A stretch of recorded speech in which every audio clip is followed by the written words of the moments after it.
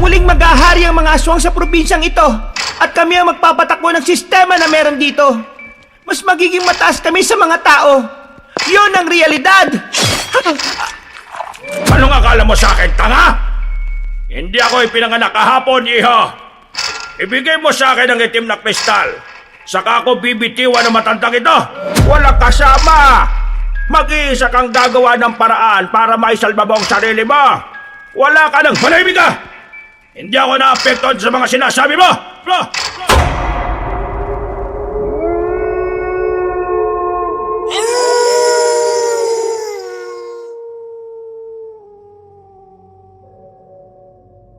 Ang kasaysayan ay parte ng nakaraan na nagsisilbing alaala ng isang mahalagang pangyayari sa ating buhay. Pero minsan, ang kasaysayan din pala ang magdadala sa atin ng matinding kapahamakan sa kasalukuyan. Pinagpalang araw po sa inyo, kabanong. Ganon din sa ating mga kabangers at mga kayanggaw. Ngayong araw, ikukwento ko sa inyo ang karanasan naming magkaibigan nung ako ay nasa Guimaras. Ang kwentong ito ay ang magpapatunay na hindi hadlang ang kakulangan sa kaalaman upang makapagligtas ng mga buhay. Ngunit sa kwento ring ito, naranasan namin kung papaano sisihin ng mga taong naging dahilan kung bakit kinailangan naming ilagay sa panganib ang aming mga sarili. Dito ko naranasan na maging matatag at tanggapin na para makamit ang kapayapaan, kailangan nating tanggapin ang ideyang maaring merong mawala sa ating mga minamahal. Ako po si Alonte, kabanong, mga kabangers at mga kayanggaw. Ito ang aking kwento.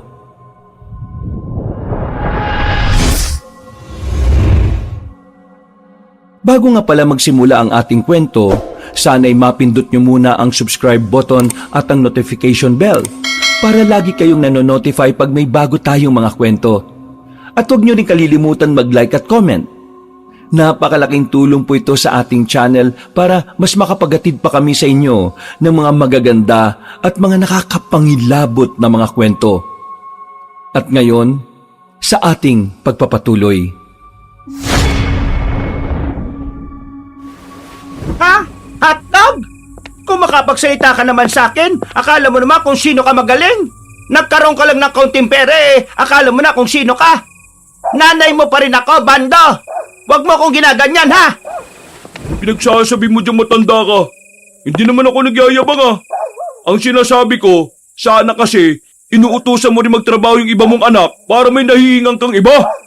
Hindi ka na talaga makakaisa sa akin, ma. Mula nang lokohin mo ako at gastusin mo sa walang kakwenta-kwenta yung perang pinaghirapan ko, wala ka nang aasahan sa akin. Siguro kaya ganyan na ang ugali mo kasi dahil dyan sa mga kaibigan mong yan. Masamang impluensya mga yan sa'yo Palibasa kasi mga wala ng pamilya mga yan kaya hindi nila alam ang pakiramdam na magkaroon ng pamilya. Huwag mo silang idadamay rito. Wala silang kinalaman dito. Pinagsasabi mong masamang impluensya. Yung dalawang yan pa nga ang nagsasabi sa akin na magtrabaho ako para mabigyan ko kayo ng pera Huwag nyo silang habakin dito Mas may ambag pa nga mga yan sa buhay ko kaysa sa inyo. Ba't wala ka talagang utang na loob kahit na kailan? Kapag sa ibang tao, ang bilis mong magbigay. Kasi yung ibang tao, ang bilis din nilang damayan ako kapag kailangan ko sila. Kayo, may halaga lang naman ako sa inyo kapag may pera ako Nakadiskarte lang ako ng pera. Akala mo kung sino na ako mayaman. Hihingi ka na kagad ng 1,000. Anong akala mo? Akin yung kumpanya na pinasukan ko? Umi-extra nga lang din ako dun Extra? Kasi hindi ka nagtapos ng pag-aaral mo. Kaya ngayon, wala kang magandang trabaho. Kapal na ba ng mukha mong isumbat sa akin yan? Baka nakakalimutan mong kaya hindi ako nakapagtapos kasi umalis kayo ni Papa at naghiwalay. Ilang buwan nang nawala. Ako nagtrabaho dito sa bahay para magkaroon tayo ng pagkain. Ginawa ko yung kahit na nagtatrabaho ako. At alam mo anong nangyari? Nawalan na ako ng ganang pumasok. Kasi madalas pa akong hindi nakakapasok sa school kaysa maligo dahil sa kakatrabaho ko. Wala kang kwentang ina! Wala kayong kwentang magulang! Obligasyon yung bigyan kami ng magandang buhay noon Pero wala kayong naibigay kahit kaunti. Tapos ngayon magtataka ka kung bakit ganito ang buhay ko. Ang kapal naman ang mukha mo! Pre, tama na yan. Hindi pre, nakakapuno na eh. Ako na yung palaging lumalabas na masama kapag hindi ako nagbibigay ng pera. Ang alam ng mga kapitbahay tuloy, madamot ako. Sirang-sira na ako sa mga tao dahil dito sa matandang to eh. Hay, ang sakit mo naman magsalita. Kung alam ko lang na gaganyanin mo ako. Eh di sana ano? Sana pinalaglag mo na lang ako nung nandyan pa ako sa tiyan mo. Sana nga eh no, para hindi ganitong buhay ang dinatnang ko. Para hindi ikaw ang naging nanay ko. Uy, pre. Noong mga sandaling yun, kabanong, tuluyan ang naiyak si Aling Pepang. Si Bando naman ay nagpupuyo sa galit. Pinagsisisipahan niya ang mga balde sa bakuran nila. Pinagbababasag niya ang mga bote. Ramdam namin ang galit ni Bando. Hindi ko rin naman siya masisisi noon. Punong-puno na siya. At kahit na anong gawin niya para sa pamilya niya, mababa pa rin ang tingin sa kanya ng mga kapatid niya. Lalong-lalo na ng kanyang ina. Siya lang kasi ang madalas na naghahanap at dumidiskarte ng pera sa kanila. Yung mas matatanda sa kanya, magbabanat lang ng buto kung kailan nila gusto. Inalis na lang muna namin si Bando roon. Dinala namin siya sa bilyaran para kahit papaano, may iba naman ang atensyon niya. Pasensya na kayo kanina ha. Nakakaya na pati kayo. Dinamay pa ng magaling kong nanay. Wisit na matanda yun. Hindi pa mamatay-matay eh. Uy, pre, huwag ka naman ganyan. O bakit? Kasi nanay ko rin naman yun. Hindi naman yun ang punto ko. Hindi ka naman kasi namin nakilalang ganyan eh. Kahit kailan, hindi mo hiniling ang kapahamakan at kamatayan ng iba, pre. Tama si Tonyo. Masama yung pre. Kaya wag ganun. Ay naku, ewan ko. Mula nang gaguhin nila ako sa bahay, parang nawalan na ako ng galang at awa sa kanila eh. Alam mo yung pakiramdam na wala na akong nararamdaman? Parang ayos lang sa akin na mamatay silang lahat sa gutom. Kasalanan ko rin kasi. Sinanay ko sila na akong umaako ng lahat. Langya, bunso ako. Ang daming mas matanda sa akin na walang ibang ginagawa kundi magpalaki lang ng bayag. Hindi ka naman namin masisisi kung nararamdaman mo yung ganyan. Kahit naman sino mapapagod eh. Ang gusto lang namin, sana, hindi mo baguhin ang sarili mo. Huwag kang maging masama. Basta, nakakapagod na talaga eh. Eh, anong gagawin mo ngayon? Ayoko muna umuwi sa bahay. Nakakairitang makita yung mga mukha nila. Gusto mo, sumama ka muna sa amin ni Tonyo na maglako ng tahong bukas ng umaga. Ayos lang ba yan? Wala akong alam sa ganyan eh. Oo naman. Hindi ka naman namin uutusan, ano ka ba? Kahit na papaano, naging kalmado na rin si Bando.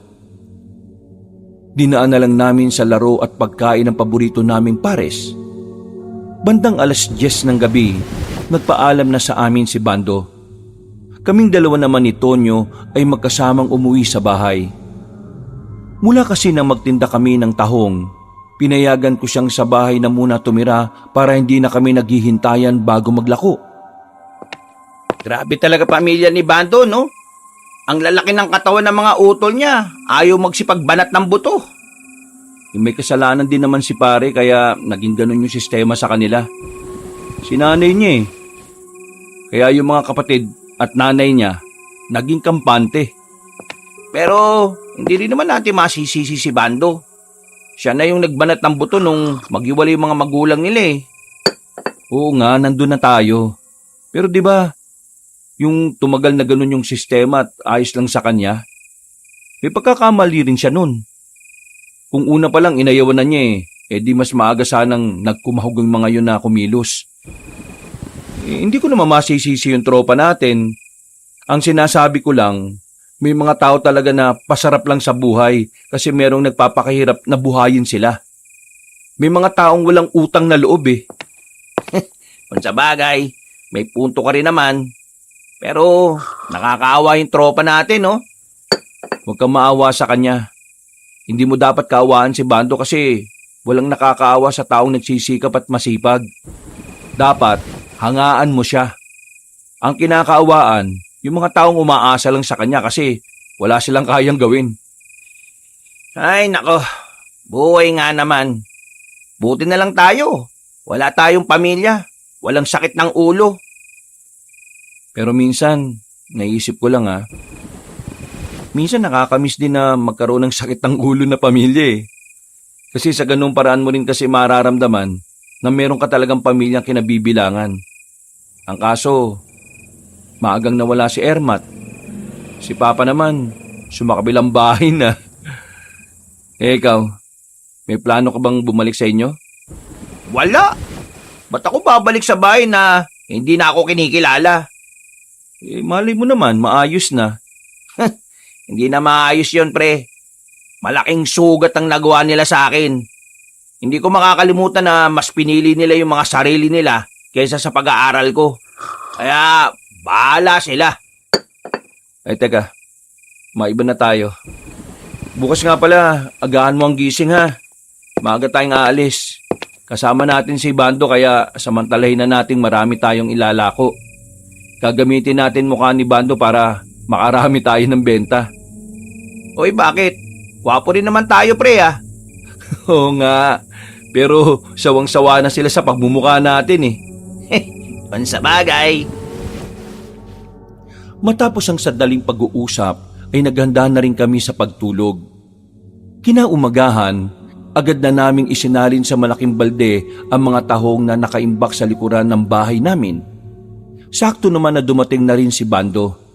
At base sa pungay ng mga mata niya, ay mukhang wala pa siyang maayos na tulog. Oh, bilis Pre, wag na lang kaya sumama. Matulog ka na lang muna sa loob. Hindi, kasama ako. Nakakabagot kaya matulog. Sigurado ka ba? Kaya mo? Oo, sigurado. Hindi nagtagal ay umalis na rin kami bitbit ang 4 na balde ng tahong. Tigdalawa kami ni Tonyo. Sanay na kami sa ganung trabaho kaya sisiw na lang sa amin ang mabigat na daladala. Palabas pa lang kami ng baryo namin pero sinalubong na agad kami ng mga suki namin. Yung isang balde ay naubos kagad sa lugar pa lang namin. Magandang bagay para sa amin dahil kapag ganoon, mas mapapaaga kaming makauwi. Mukhang swerte talaga kapag meron kayong kasamang gwapo no? Sumama ka na lang kaya sa amin palagi.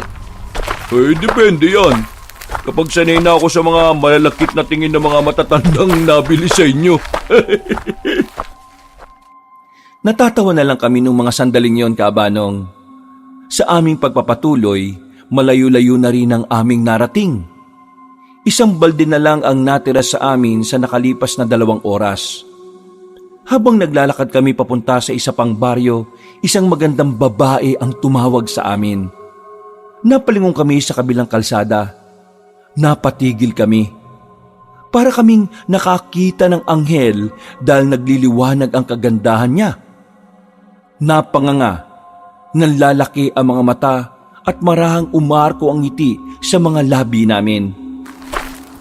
Tol, sobrang ganda. Pusang gala naman yan, oh. Walaan ko, taga Maynila yan, oh. Wala namang maganda sa probinsyang to, eh. Ep. Ako nang bahalang kumausap. Expert ako sa mga babae, mga pre. Alam nyo naman yan. Patawid na sana kami nang biglang may humarurot na truck. Muntikan na kaming mahagip. Sandaling huminto ang driver at pinagmumumura kami. Hindi naman nagpadaig si Tonyo. Ikaw ang bulag! Di ka tumitingin sa dinaraanan mo, sinaulo! Nutil! Tanga! Walang utak! Pangit! Mukha kang sigbin na may sakit at 10 beses na nabinat! Tsura mo! Natatawa ang babae sa mga narinig niya. Mas lalo tuloy naming nakita ang kagandahan niya. Kagandahan na akala namin ay hindi totoo. Pero nang makalapit na kami sa kanya, doon na namin nakita ang malaparaiso niyang kagandahan. Para kaming nakaharap sa isang mamahaling painting. isang anghel na bumaba sa langit. Ang kutis niya sobrang kinis. Sa tingin pa lang, mukha na siyang mabango. Hello miss. What can I do for you that you cannot do for me? Ha? Uy, maayos ka nga. Para kang kinulang sa buwan ah. Mga pre, magtino naman kayo. I said, anong may paglilingkod namin sa isang magandang binibini? Grabe, napakamaginoo mo naman. Bago tayo tumungo sa transaksyon, ayaw mong ipakilala ko sa iyo ang aking sarili at ang aking mga alalay. Ano? Lalay pinagsasabi mo dyan. Ako nga pala si Bando. Mabait, gwapo, maunawain. Wala pa akong napapatay na tao. Pero para sa iyo, handa akong pumatay para lamang iligtas ka sa kapahamakan. Ito naman si Alonte at Tonyo. Hayaan mo na sila. Divina naman ang pangalan ko. Pag sa amin, ganun lang. Magandang umaga sa inyo. Ano yung tinda nyo? Parang tingin ko kasi hipon. Ikinalulungkot ko. Sa English, I'm very sad. Pero hindi to hipon. Ang aming nilalako ay tahong. Sige nga, anong English ng tahong? English ng tahong? Ano? Alam ko yan. Creature covered by shell. Sira ulo, potek. Tahong pala yan? Hindi pa kasi ako nakakatikim ng tahong eh. Uy, wala namang problema. Ito na ang unang pagkakataon na titikim ka ng tahong namin. Sa susunod, sana ako naman makatikim ng tahong mo. Uy, para kang tanga. Huwag kang ang bastos. Uy, bakit? Anong bastos dun? Ang sinasabi ko lang naman, baka kapag nagkaroon na rin siya ng tahong mula sa palengke, baka pwedeng bigyan niya rin tayo. Tos, yung palusot mo sa impornal lang lulusot eh. Wala namang kaso sa akin. Kapag meron ako, bibigyan ko kayo. Matitikman yung tahong ko. Napansin kong biglang namula ang mukha ni Bando. Siya ang nahiya sa sarili niyang katarantaduhan. Bibili ako ng tahong. Kaso, wala pala dito yung pera ko. Pwede bang sumama kayo sa akin sa bahay? Malapit lang naman, kaunting lakad lang.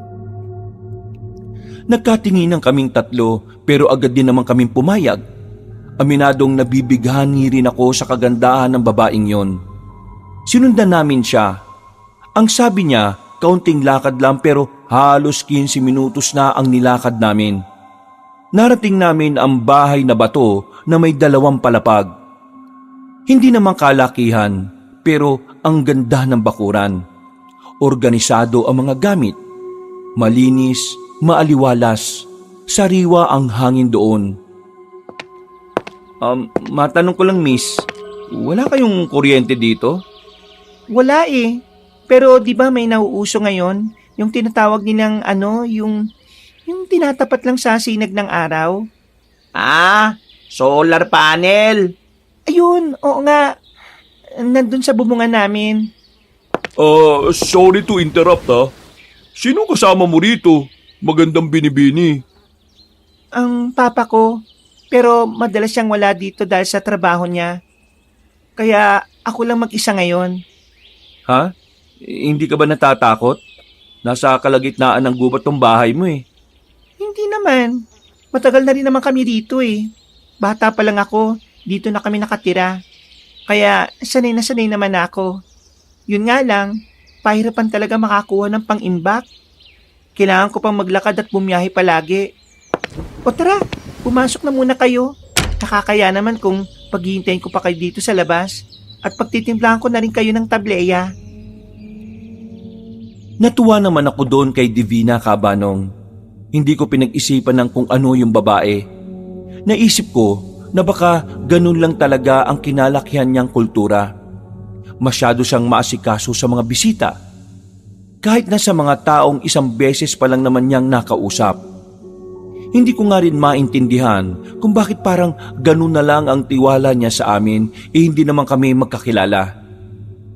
Pag-upo ko sa silya, napangat agad ang puwet ko nang may naupuan akong matulis. ramdam ko kagad ang hapdi sa pisngi ng puwet ko. Oh, pre, napuwetan ka ba? Oo may matulis. May pako yatang nakausili. Dumugo ang pisngi ng puwet ko, pero hindi naman marami. Nataranta si Divina nung oras na yun.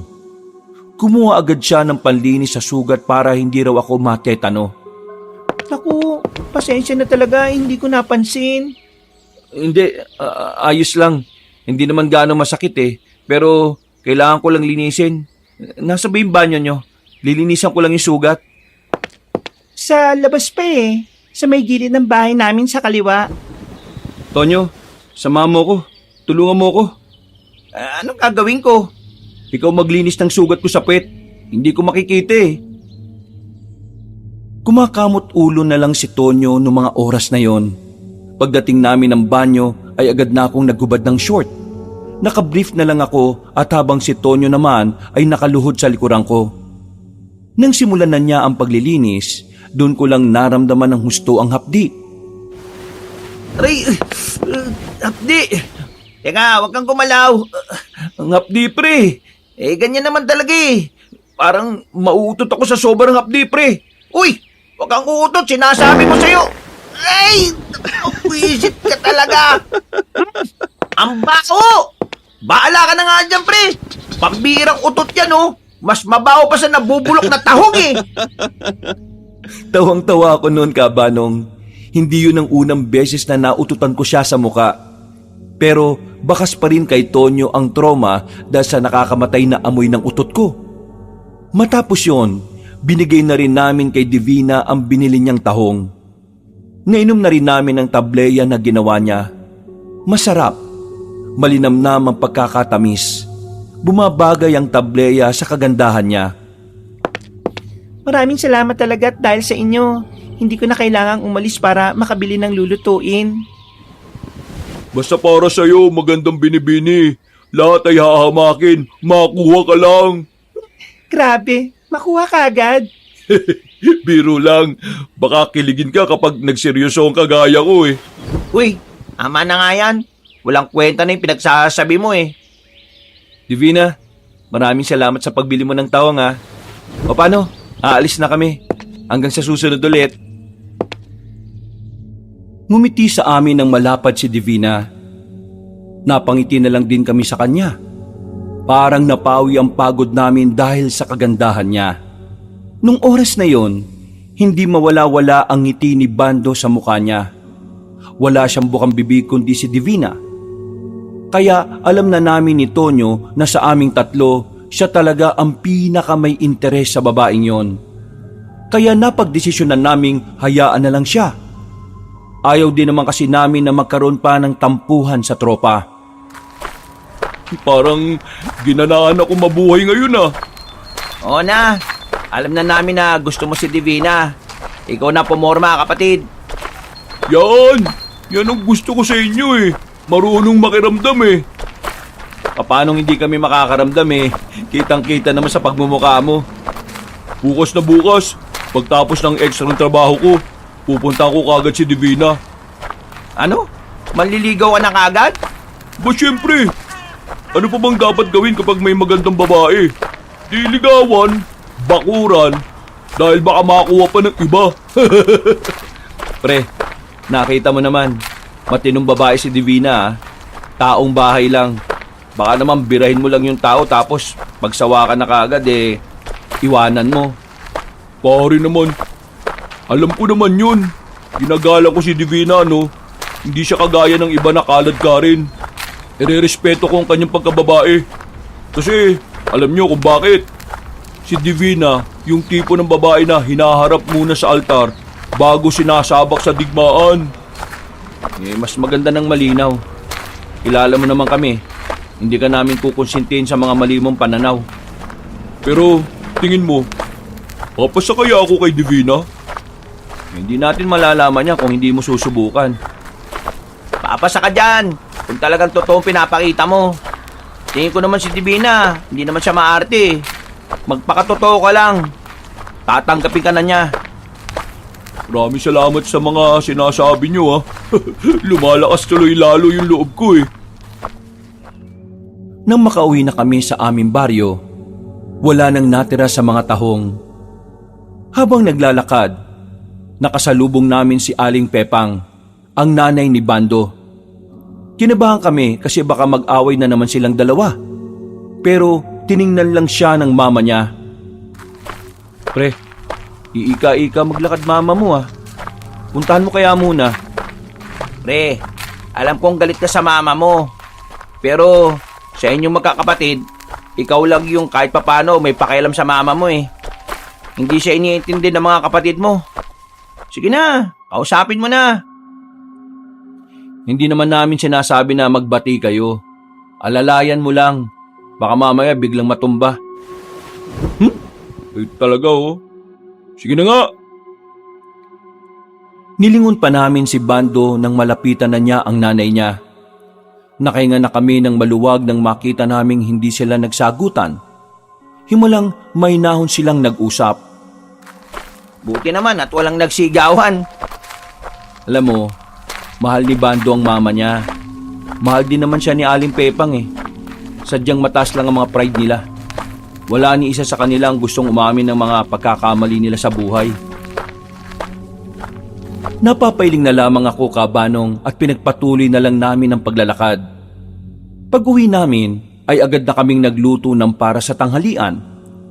Naging maayos naman ang mga sandali namin. Nakaramdam kami ng antok matapos kumain. Nang makatulog si Tonyo, palihim akong nagtungo sa silong ng bahay namin. Merong sikretong pintuan doon at merong hagdanan pababa. Mula nang tumira sa akin si Tonyo, hindi ko pa yun sinasabi sa kanya. Ang underground kasi na yon ay isang sikretong lugar ng lolo ko. Meron siyang tinatago doon na kahit ako, hindi ko alam kung ano. Basta nung bago siya mamatay, sinabi niya sa akin na kahit na kailan, walang makakaalam ng lugar na yon, kundi ako lang. Hindi ko alam kung bakit, hindi ko alam kung ano ang iniingatan niya roon. Natakot lang ako sa huling sinabi niya noon na kapag nawala roon ng bagay na dapat naroon lang, maraming mapapahamak. Binuksan ko ang ilaw sa ilalim, Kabanong. Nang maging maliwanag na, nakita ko kaagad ang larawan ni Lolo na nakadikit sa pader. Sa gilid, naroon naman ang mga kagamitan niya. Mga simpleng damit lang na pang sinauna. Pati na rin mga itak na ginagamit niya noon sa pagsasaka. Lo, hindi ko alam kung anong meron dito. Pero huwag ka mag-alala. Iingatan ko to palagi. Pre, ano to? Kinabahan ako nang marinig ko ang boses ni Tonyo. Akala ko tulog siya kaya hindi ko inaasahan na susunod siya sa akin. Hindi na ako makagawa pang magpalusot ng mga sandaling yon. Sinabi ko na rin sa kanya para maintindihan niya na sikretong lugar yon ng lolo ko. Pre, ngayon ko lang sasabihin sa iyo to ha. Bawal kasi talaga base sa lolo ko. Pero mapagkakatiwalaan naman kita eh.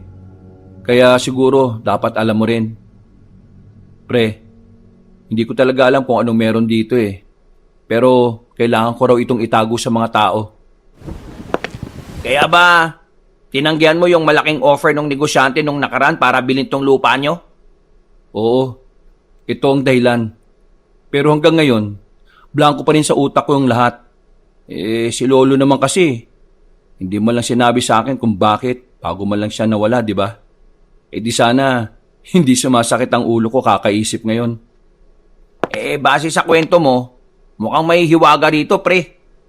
Hiwaga? Paanong hiwaga? Yung lolo mo ba, hindi ba siya naging miyembro ng mga kulto-kulto na yan? Ha? Buang, bakit naman magiging miyembro ng ganun si Lolo? Kaya nga nagtatanong lang muna ako eh. Hindi nga, walang ganun si Lolo. Samahan na mga albularyo, yung mga ganyan. Hindi rin. Sa tagal namin magkakasama sa iisang bahay nun, hindi ko siya napansin na kasali si Lolo dun. Basta, tipikal na matanda lang din naman siya. Ayun lang. Malabo mo talaga malaman kung anong meron dito. Ang papa mo ba? Alam ba niya to? Isa pa yun. Wala namang pakialam yung kay lolo eh. Si mama sana.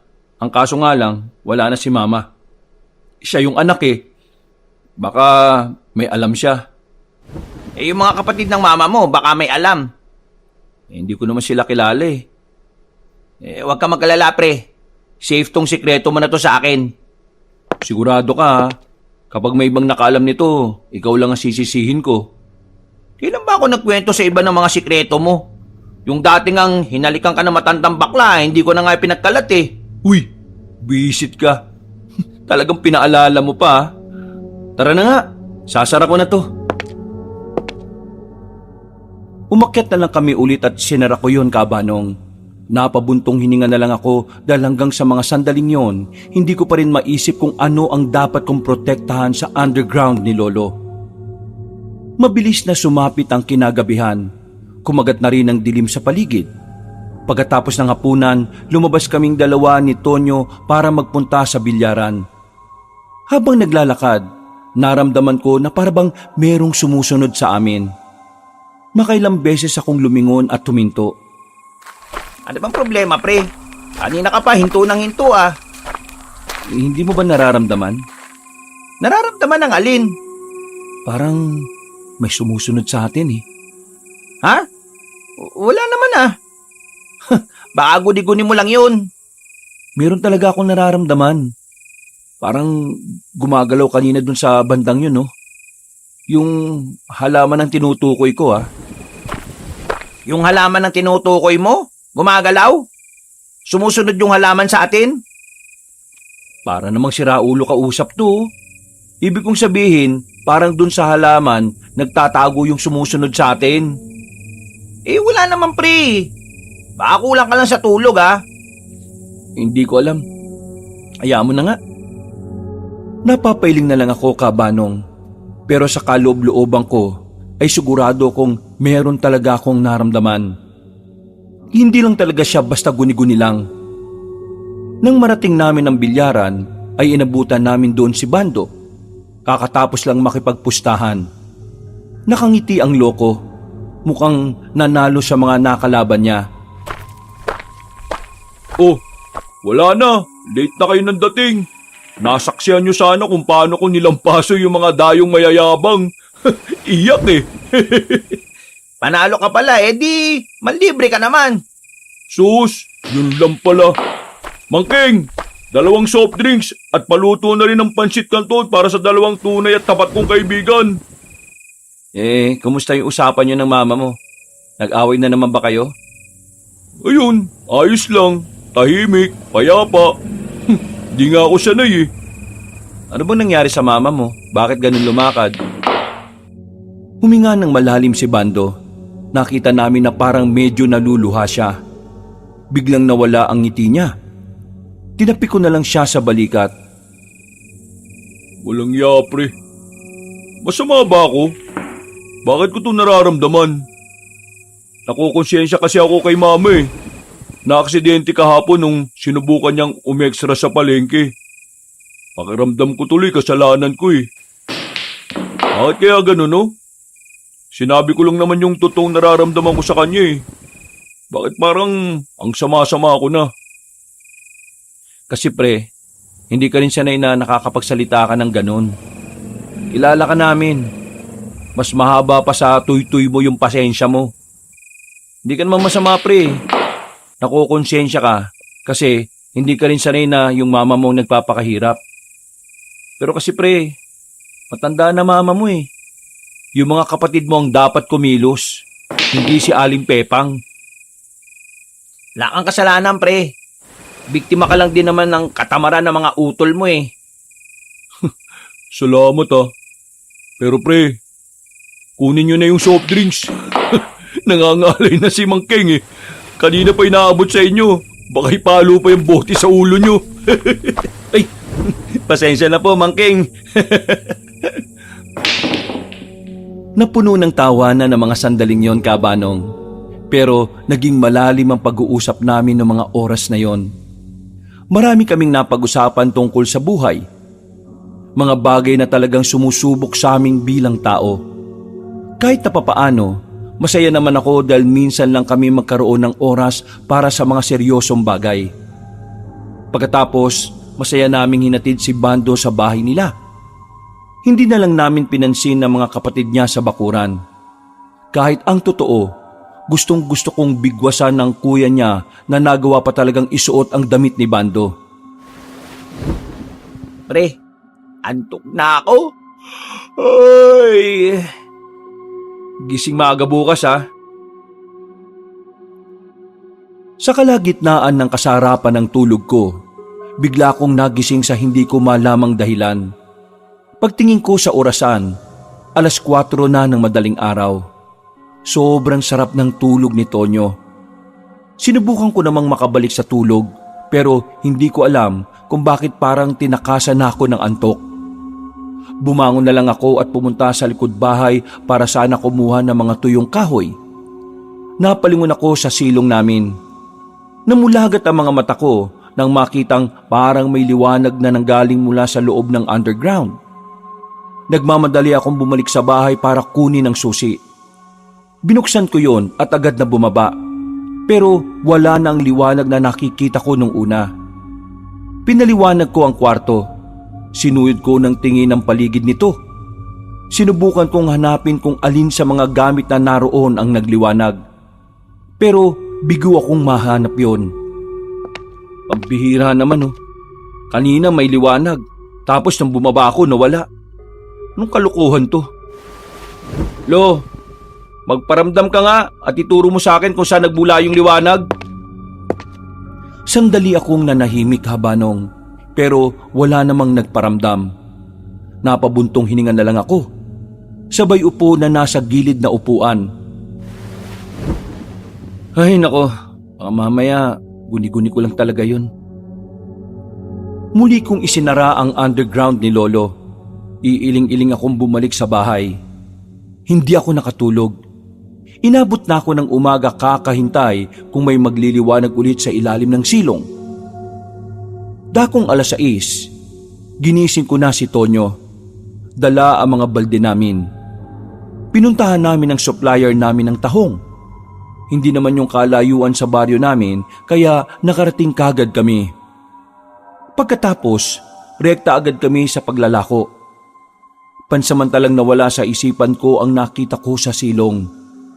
Itinuon ko na lang ang atensyon ko sa paglalako ng tinda naming tahong. Maayos naman ang bentahan namin ng mga oras na yon. Wala pang hapon, paubos na agad ang daladala namin. Nang maalala namin si Divina, pinuntahan namin ang bahay niya para bentahan siya ng tahong. Pagdating namin doon, nakita agad namin si Bando at Divina na nasa bakuran. Nakangiti silang nag-uusap. Para bang sobrang tagal na nilang magkakilala base sa lapit ng mukha nila sa isa't isa. Oh, mga pare! Wow! Sakto dating nyo! Nagmo-moment kami! Oh, may dala pa kayong tahong? Oo, nagdala kami ng tahong para sa'yo, Divina. Naisip kasi namin bago sa mong bumili. Hindi namin inaasahan na nandito palang kaibigan namin. Nagpunta siya dito. Siyempre, tinanggap ko siya. Kasi mabait naman si Bando eh. Maginoo talaga namang may pagpapahalaga sa mga babae. Nako, kunwari lang yan. May sinasabi ka, Tonyo? Ha? Oh, wala. Sabi ko, para sa'yo na yung itinira naming mga tahong. O sige na, pasok kayo! Mawa, bahay mo? Pumasok kami sa bakuran matapos makuha ni Divina ang tahong. Pinaupo niya kami ulit. Pero bago ko umupo, tiningnan ko muna kung may nakausli ulit na pako. Nakahinga ako ng maluwag nang mapagtantong ligtas na ang pisngi ng aking puwet. Habang nagsasalita si Bando, napapansin ko na ilang beses nang patingin-tingin sa akin si Divina.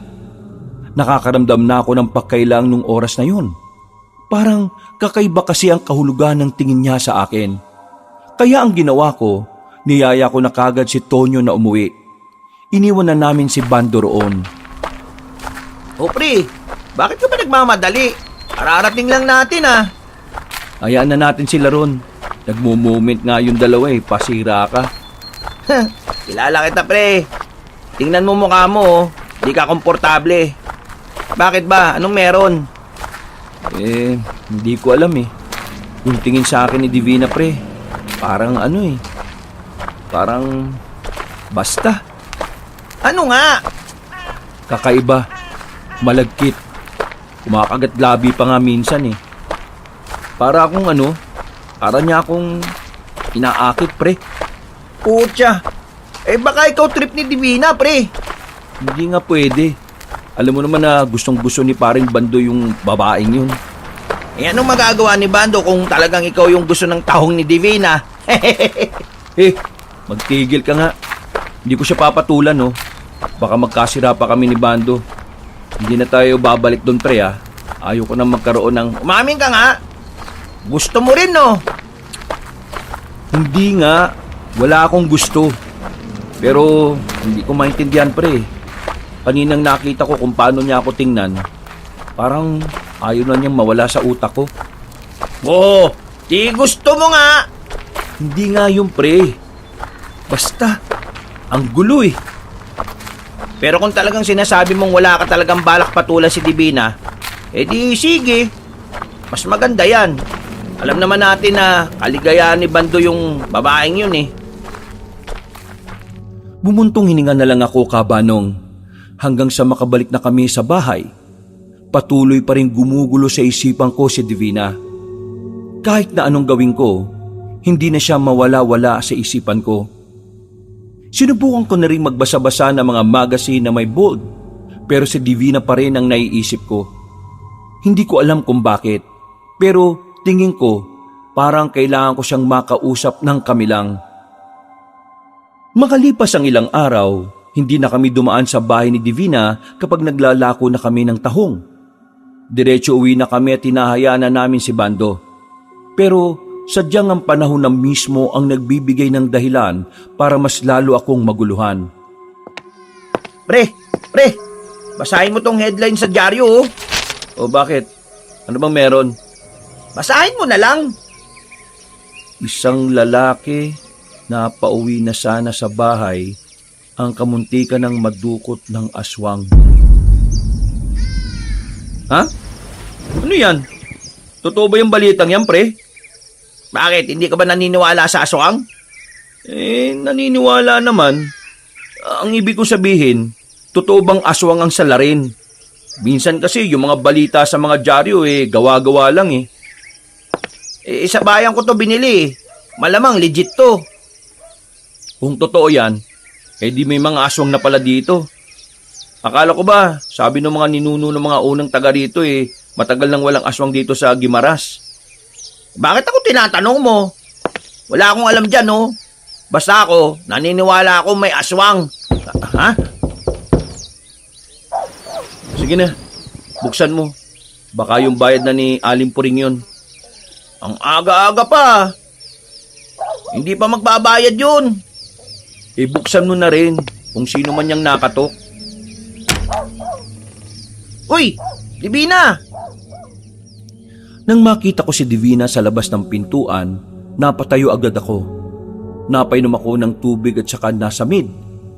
Hindi ko talaga inaasahan na darating siya roon. Nakangiti siya. Parang nagliliwanag na naman ang kagandahan niya nung umagang yon.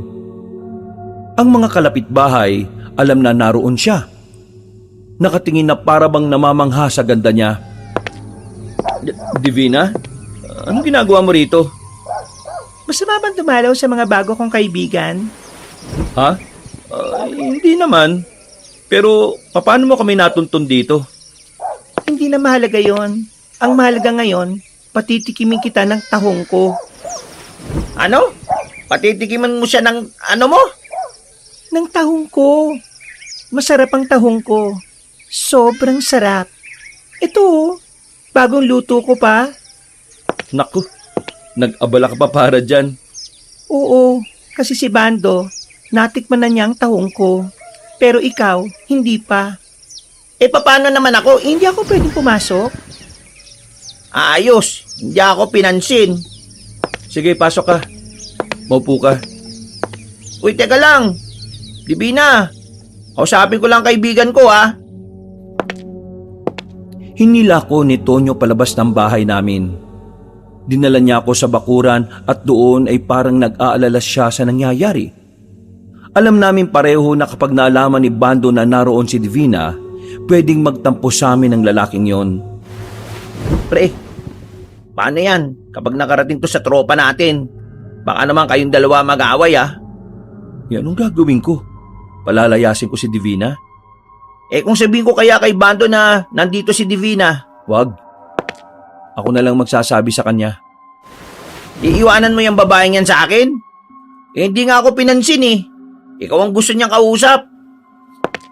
Ay nako, pambira naman buhay to. Ano ba kasing meron sa babaeng to? Huminga ako ng malalim, Kabanong. Nang makalis na si Tonyo para puntahan si Bando, pumasok na rin ulit ako sa bahay namin. Bumungad agad ang ngiti ni Divina sa akin. Umupo ako sa harapan niya. Divina, alam ba ni Bando na narito ka? Hindi. Dapat ba alam niya? Oo naman. Eh di ba nililigawan ka niya? Nililigawan niya ako? Hindi naman ah. Paano hindi? Wala ba siyang sinasabi sa'yo? Wala eh. At saka, hindi ko siya gusto, Alonte. Ikaw ang gusto ko. Bigla na lang niyang hinawakan ng kamay ko, Kabanong. Naramdaman ko kagad ang malambot niyang palad. Nag-init ang buong katawan ko at hindi agad ako nakapagsalita. Para akong napipi. Nakatingin lang ako sa kanya ng diretsyo. Parang nangungusap ang mga mata niya. At sa mga sandaling yon, hindi ko matukoy kung anong klaseng kaba ang nararamdaman ko. Makasalita na sana ako nang biglang nagdilim ang paningin ko. Nakaramdam ako ng matinding sakit ng ulo.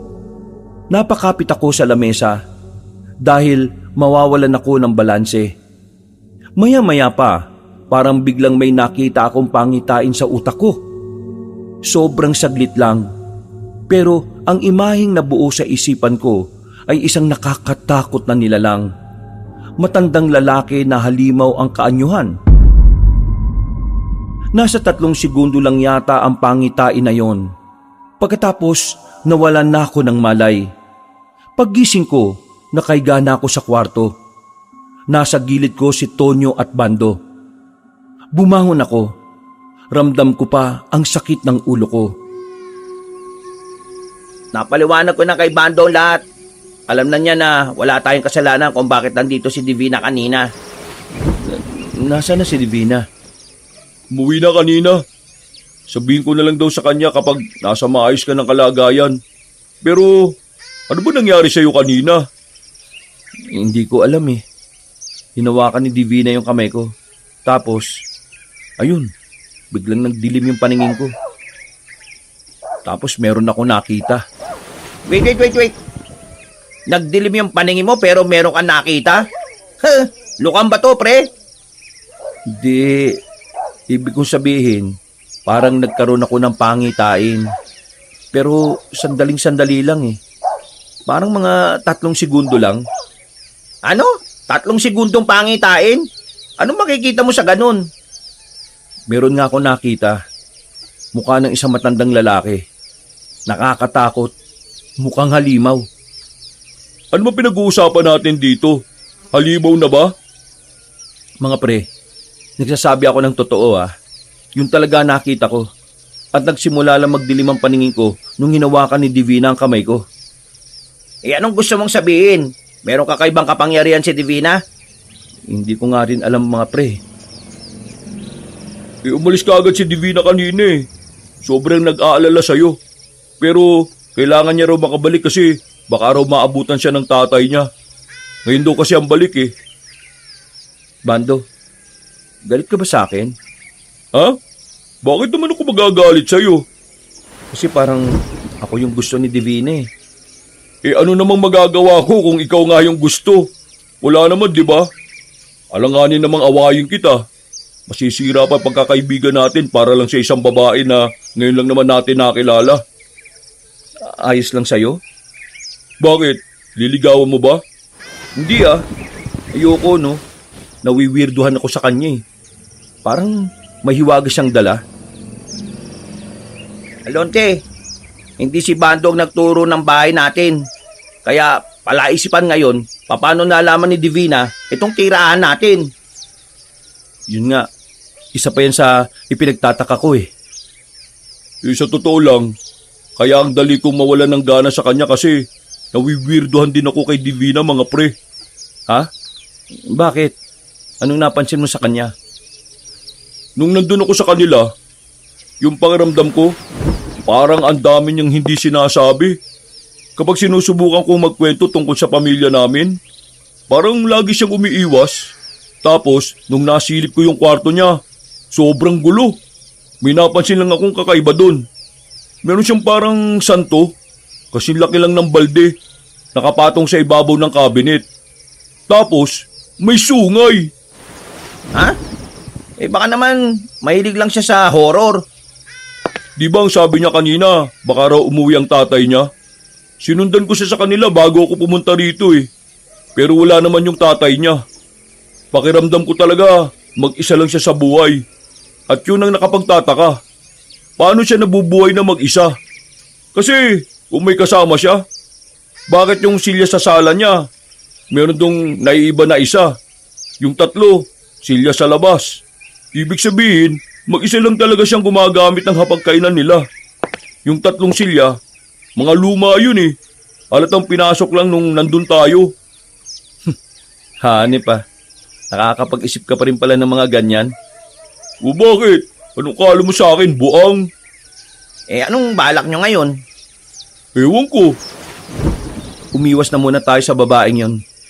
Tingin ko balak niya rin talagang pag-awayin kami nitong si Bando eh. Alam naman niyang magkababata kami nito tapos lalandiin niya ako. Bakit naman niya kayo pag-aawayin? Ano bang mapapala niya? Yun nga ang dapat nating alamin. Ako nang bahala mag-imbestiga sa kanya. Total, wala pa naman akong trabaho eh. Marami akong oras. Natapos ang usapan namin na yon pero masakit pa rin ng bahagya ang ulo ko. Hindi ko alam kung bakit at anong dahilan at nakakita ako ng masamang pangitain. Yung kasi ang unang beses na nangyari yun sa akin. Bandang hapon, gumaan na ang pakiramdam ko. Pero hindi pa rin ako masyadong kumikilos dahil may hilo pa ako ng kaunti. Naisipan ko na lang na puntahan ang lagayan ng susi ng underground. Pero pagtingin ko ron, nagtaka ako kasi wala na ang susi. Sandali ko na munang inisip dahil baka sa iba ko lang nailagay. Pero wala akong maalala. Tonyo, nakita mo ba yung susi ng ano? Nang ano? Yung ano, alam mo na. Sa silong? Oo, nakita mo ba? Hindi. Bakit? Nawawala? Wala sa lagayan ko eh. Tagong-tago na yun ah. Kaya hindi ko alam kung nailagay ko ba sa iba o hindi. Pero sa pagkakaalala ko, hindi ko naman inilipat yun eh. Sinong kukuha nun? Yun nga ang hindi ko alam. Ako lang naman ang nakakaalam ng kinalalagyan nun eh. Isipin mo na lang. Baka sa iba mo nailagay. Noong hapong yun ay parang sumakit ang ulo ko kakaisip ka, Banong. Hanggang sa sumapit ang kinagabihan ay hindi ko pa rin mahanap. Ang hinala ko talaga, merong taong kumuha ng susi. At para makasigurado ako kung sino yon, naisipan kong abangan kung sino ang magbubukas ng underground. Sigurado ka talagang may kumuha nun? Oo nga, nararamdaman ko. Kaya aabangan natin kung sinong papasok sa silo ngayon. Nakatambay lang kami ni Tonyo sa likuran ng lalagyan namin ng mga malalaking balde. Mula roon, natatanaw namin ang ilalim ng bahay namin. Naglagay na rin kami ng mga pantunog para kahit kapag nasagi yun, madali naming malalaman na may tao na roon. Tumagal ng 1, 2, 3 at nag-4 na oras pa. Mag-aalas 11 na pero wala pa rin kaming napapala. Lalabas na sana kami nang marinig naming tumunog ang lata na nilagay namin doon. Dinampot ko na kagad ang palakol namin. Pagtapat namin ng ilaw doon, nakita namin na merong tao sa silong ng bahay namin. Hindi namin malaman kung lalaki o babae. Balot na balot kasi ang buong katawan. At nang maramdaman niya na nakikita namin siya, hindi siya gumagalaw. Sino ka? Anong kailangan mo dyan? Ikaw ang kumuha ng susi, no? Mukhang wala siyang balak sumagot, pre, ah. Dalihin na natin, baka mamaya magnanakaw pa yan. Kung hindi ka sasagot, mapipilitan kaming gawin to. Tonyo, manda ka na! Lalapit pa sana kami, pero nakita namin bigla na lamang gumapang ang taong yun paalis. Nabigla kami sa ginawa niyang paggapang. Hindi normal ang bilis nun. Nang habulin naman namin, laking gulat namin na makita namin siyang tumalon papunta sa itaas ng puno. Hindi na namin siya nagawa pang habulin. Nawindang kami sa nakita namin. Sa puntong yun pa lang, alam na namin agad na hindi normal na tao ang nagtangkang makapasok sa underground. Dahil sa nangyari, kumuha na lang ako ng panibagong kandado. Nang sa ganun mawala ng saysayang susi na hawak-hawak ng kung sino man yon.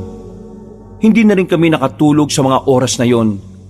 Pakiramdam kasi namin, anumang oras ay babalik ang nilalang na yon. Inabot na tayo ng umaga, pre. Hindi naman na siya bumalik. Mabuti nga yun Pero napapaisip ako Anong klaseng tao yun? Anong kailangan niya sa underground na pagmamay-ari ng lolo ko? Kung sino man yung loko-lokong yun, hindi niya makukuha kung ano man ang kailangan niya. Pre, bili ka muna ng makakain natin. Ginutom ako O sige, dito ka lang magbantay ka Lumabas ako ng bahay. Papunta ako sa bakery para bumili ng tinapay nang biglang nakasalubong ko ang isang matandang puti na ang buhok. Nakasuot siya ng simpleng sandong puti na medyo luma na. Nakapantalon ng maong. Meron siyang daladalang maliit na bag na nakapulupot sa katawan niya. Nung una, akala ko wala lang. Pero tumingin siya sa akin at tumarang sa daraanan ko. Pwede ba magtanong? Teka lang, bakit kayo naninigaw? Tinatanong kita kung pwedeng magtanong. Huwag mo akong tanongin. Ho? Ay, oo, pwede naman Nagtatanong na nga ho kayo Alam mo ba kung saan nakatira yung matandang si Rigor? Alam mo ba?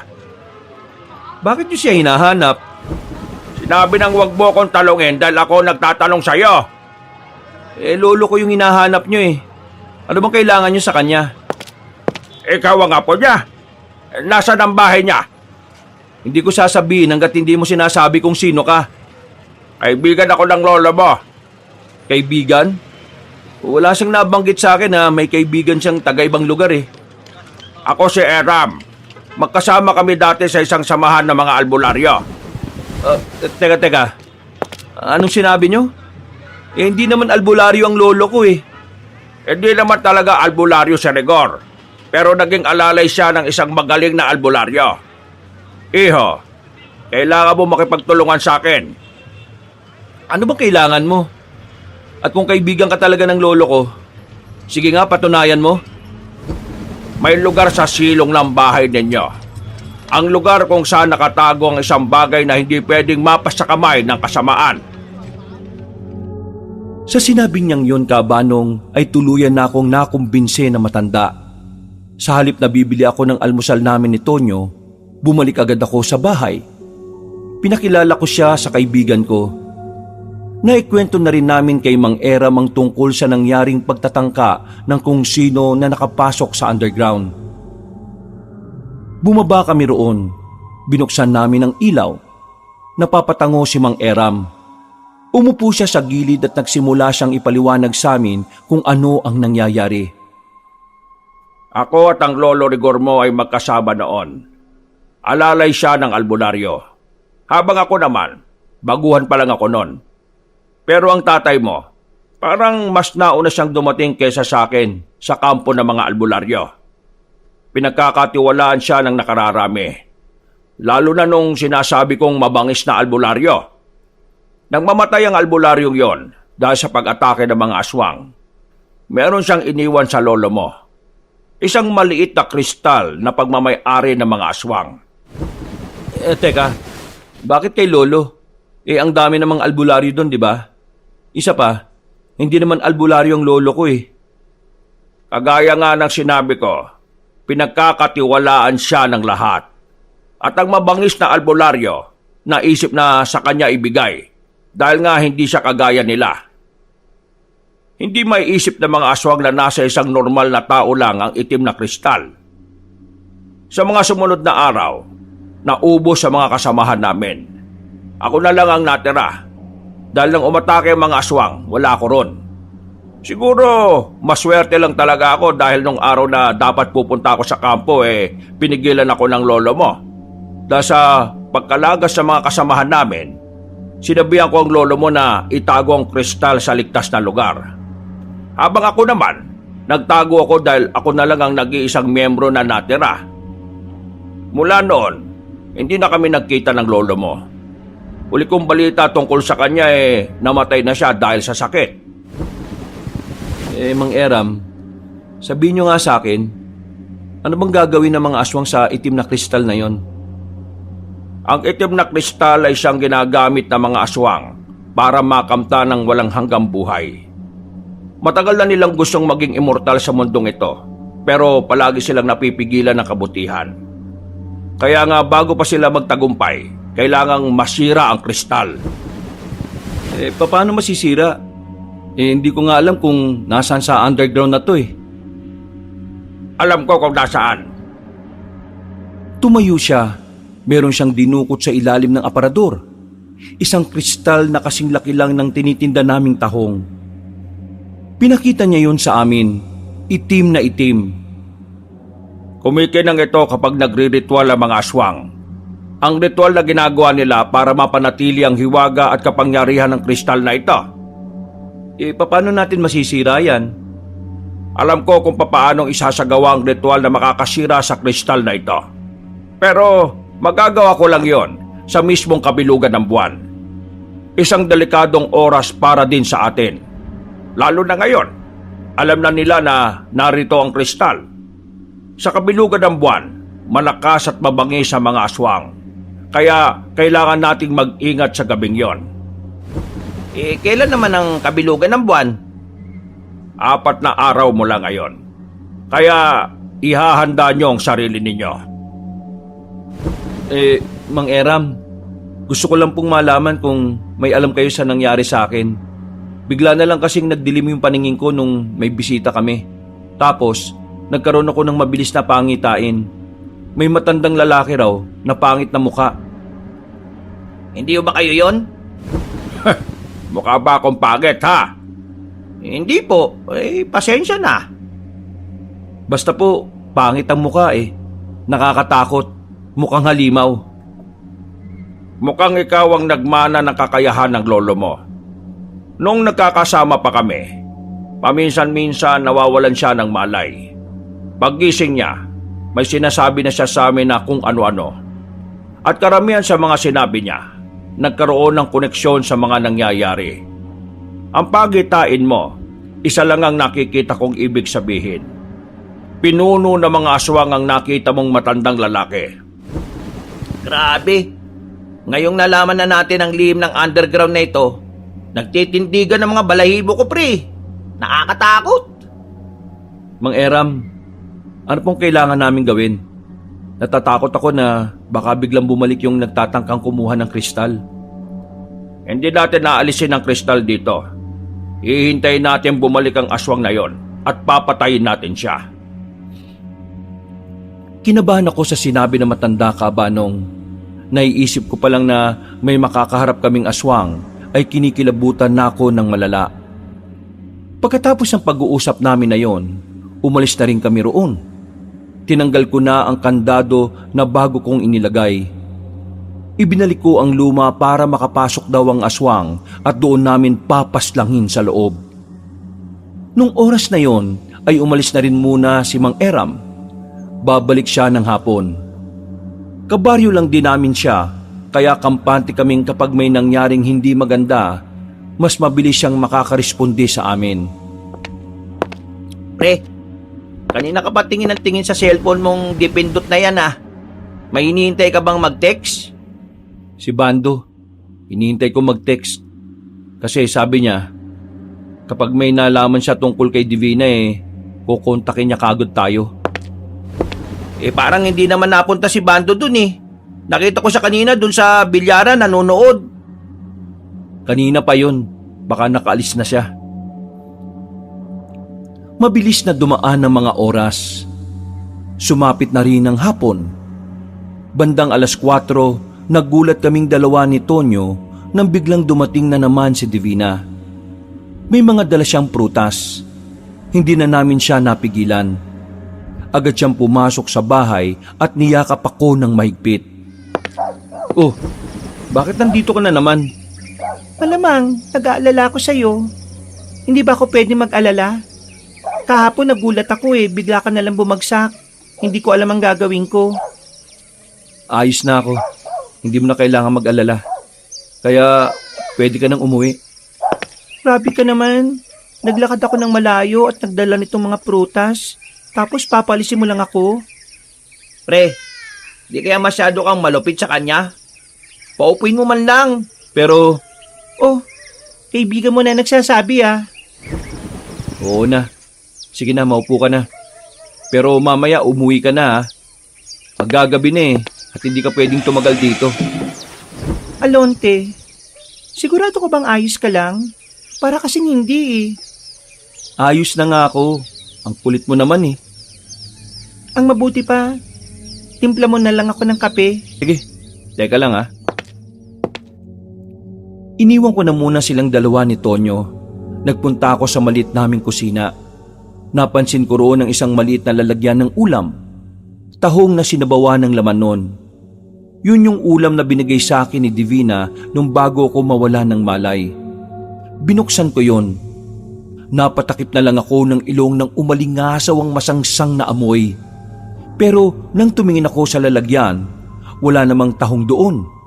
Ang meron lang kulay itim na sabaw tapos yung laman na hindi ko alam kung ano. Mabilis kong tinakpan ulit ang pagkain na yon. Hindi na ako nagdalawang isip. Tinapon ko kagad sa basurahan. Magtitimpla na sana ako ng kape nang biglang tumunog ang cellphone ko. Tumatawag si Bando.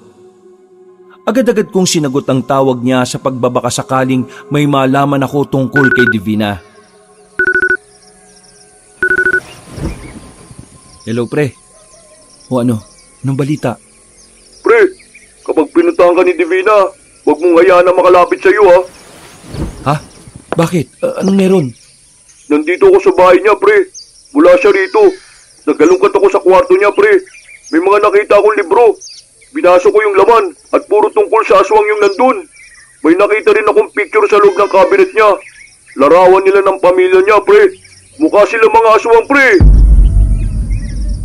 Kaya kapag pinuntahan ka niya, huwag kang maniniwala sa mga sasabihin niya, ha? Pre, Hello, pre. Nandiyan ka pa ba? pre. Nandito sa bahay si Divina. Ay, tarantado! Paalisin nyo yan dyan! Bago pa magdilim! Baka mamaya kung ano pang gawin niya sa inyo! Bigla akong pinagpawisan ng malamig kabanong. Dumaloy ang kilabot sa buong sistema ko. Pasimple akong sumilip kay Divina. Nakatingin pa siya sa akin at takangiti. Bigla ko nalang napagtanto na baka si Divina ang kumuha ng susi ko at siya ang nagtangkang makuha ang kristal sa underground. O ano pre? Diyan ka na lang? Sandali lang. Nag-iinit pa ako ng tubig. Nung mga sandaling yon, naiisip ko na lang lasunin si Divina. Pero kinakabahan ako ng malala. Hindi ko alam kung anong mangyayari pagkatapos nun. Natatakot ako na baka kapag ginawa ko yon, balikan ako ng ibang aswang.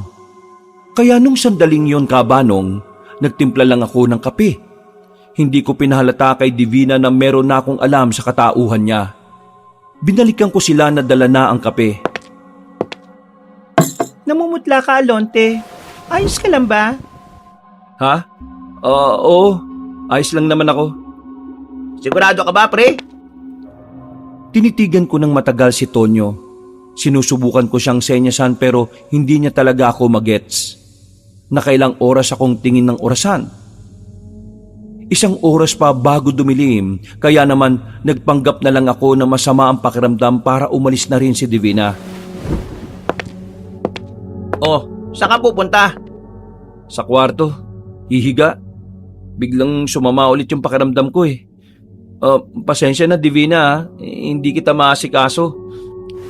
Kailangan ko lang magpahinga. Ngumiti lang si Divina at mukhang naniwala naman siya kaagad. Pagpasok ko ng kwarto ko, naramdaman ko ang panginginig ng kamay ko. Ang bilis ng tibok ng puso ko. Sa isip-isip ko, kung siya ang aswang, ibig sabihin nasa bahay siya dahil meron na naman siyang binabalak. Gusto ko sanang lumabas para hanapin si Mang Eram, pero natatakot ako na baka makahalata siya at baka yung matanda naman ang mapahamak. Kaya naman, tiniis ko na lang ang mga sandaling yon. Makalipas lang naman ng ilang minuto, umalis na rin si Divina. Agad kong hinila si Tonyo papasok ng kwarto. Nagtataka naman siya kung bakit ganun na lang ang naging reaksyon ko. Pre, ano ba nangyayari sa'yo? Kanina sabi mo, masama pakiramdam mo. Tapos ngayon, mukhang ayos ka na. Pre, si Divina. Si Divina, wala na. Nakalis na. Bakit ba? Kanina nandito, ayaw mo namang harapin. Ngayon naman, hahanapin mo siya. Ang gulo-gulo mo naman ngayon, pre. Si Divina ang aswang. Eh di kung ganun, ha? Si Divina ang aswang? Tumawag sa akin si Bando. Nandun siya sa bahay ni Divina kanina. Marami siyang nalaman. Natuklasan niya ron ang tunay na katauhan ni Divina, pre. Si Divina ang aswang. Siya ang kumuha ng susi. Siya ang nagtangkang makapasok sa underground. Siya ang kukuha ng itim na kristal. Ay gagi. Mabuti na lang hindi mo kinain yung binigay niyang tahong, pre. May nabasa ako nun eh. Kapag kinain mo yung bigay ng isang aswang, magiging aswang ka na rin daw. Isa lang ang kinababahala ko ngayon. Si Paring Bando. Sana nakaalis na siya sa bahay ni Divina. Eh anong balak natin? Sasabihin ba natin to kay Mang Eram? Mas magandang malaman niya kung sino ang aswang. Pero itutuloy pa rin natin ang napag-usapan. Huminga ako ng malalim. Kahit na papaano, kalmado na rin ang kalooban ko. Ilang oras lang ang lumipas, muli na namang sumapit ang kinagabihan. Bumalik na rin si Mang Eram. Sinabi na rin namin sa kanya na may alam na kami kung sino ang aswang. Nasa loob lang ng bahay si Mang Eram. Dala-dala na niya ang mga gamit niya para pumaslang ng aswang. Kaming dalawa naman ni Tonyo, nakabantay lang kami kung kailan papasok ng silong si Divina. 8:00 pa lang noon, maaga pa, pero hindi namin inalis ang tingin namin doon. Si Bando kaya, kumusta? Hindi pa rin ba nagte-text sa'yo? Kung nasan man siya ngayon, ipagdasal na lang natin na sana nasa maayos siyang kalagayan. Matyaga kaming naghintay ni Tonyo roon. Kahit na nilalamo kami sa kinalalagyan namin ay wala kaming pakialam.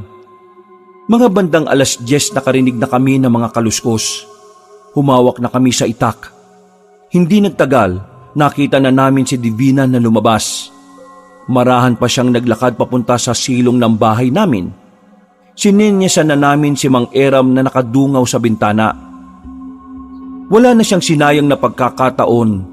Nang masiguro naming nakapasok na sa underground si Divina, dali-dali na kaming sumunod doon. Kasama namin si Mang Eram na dala na ang pamatay niyang itak.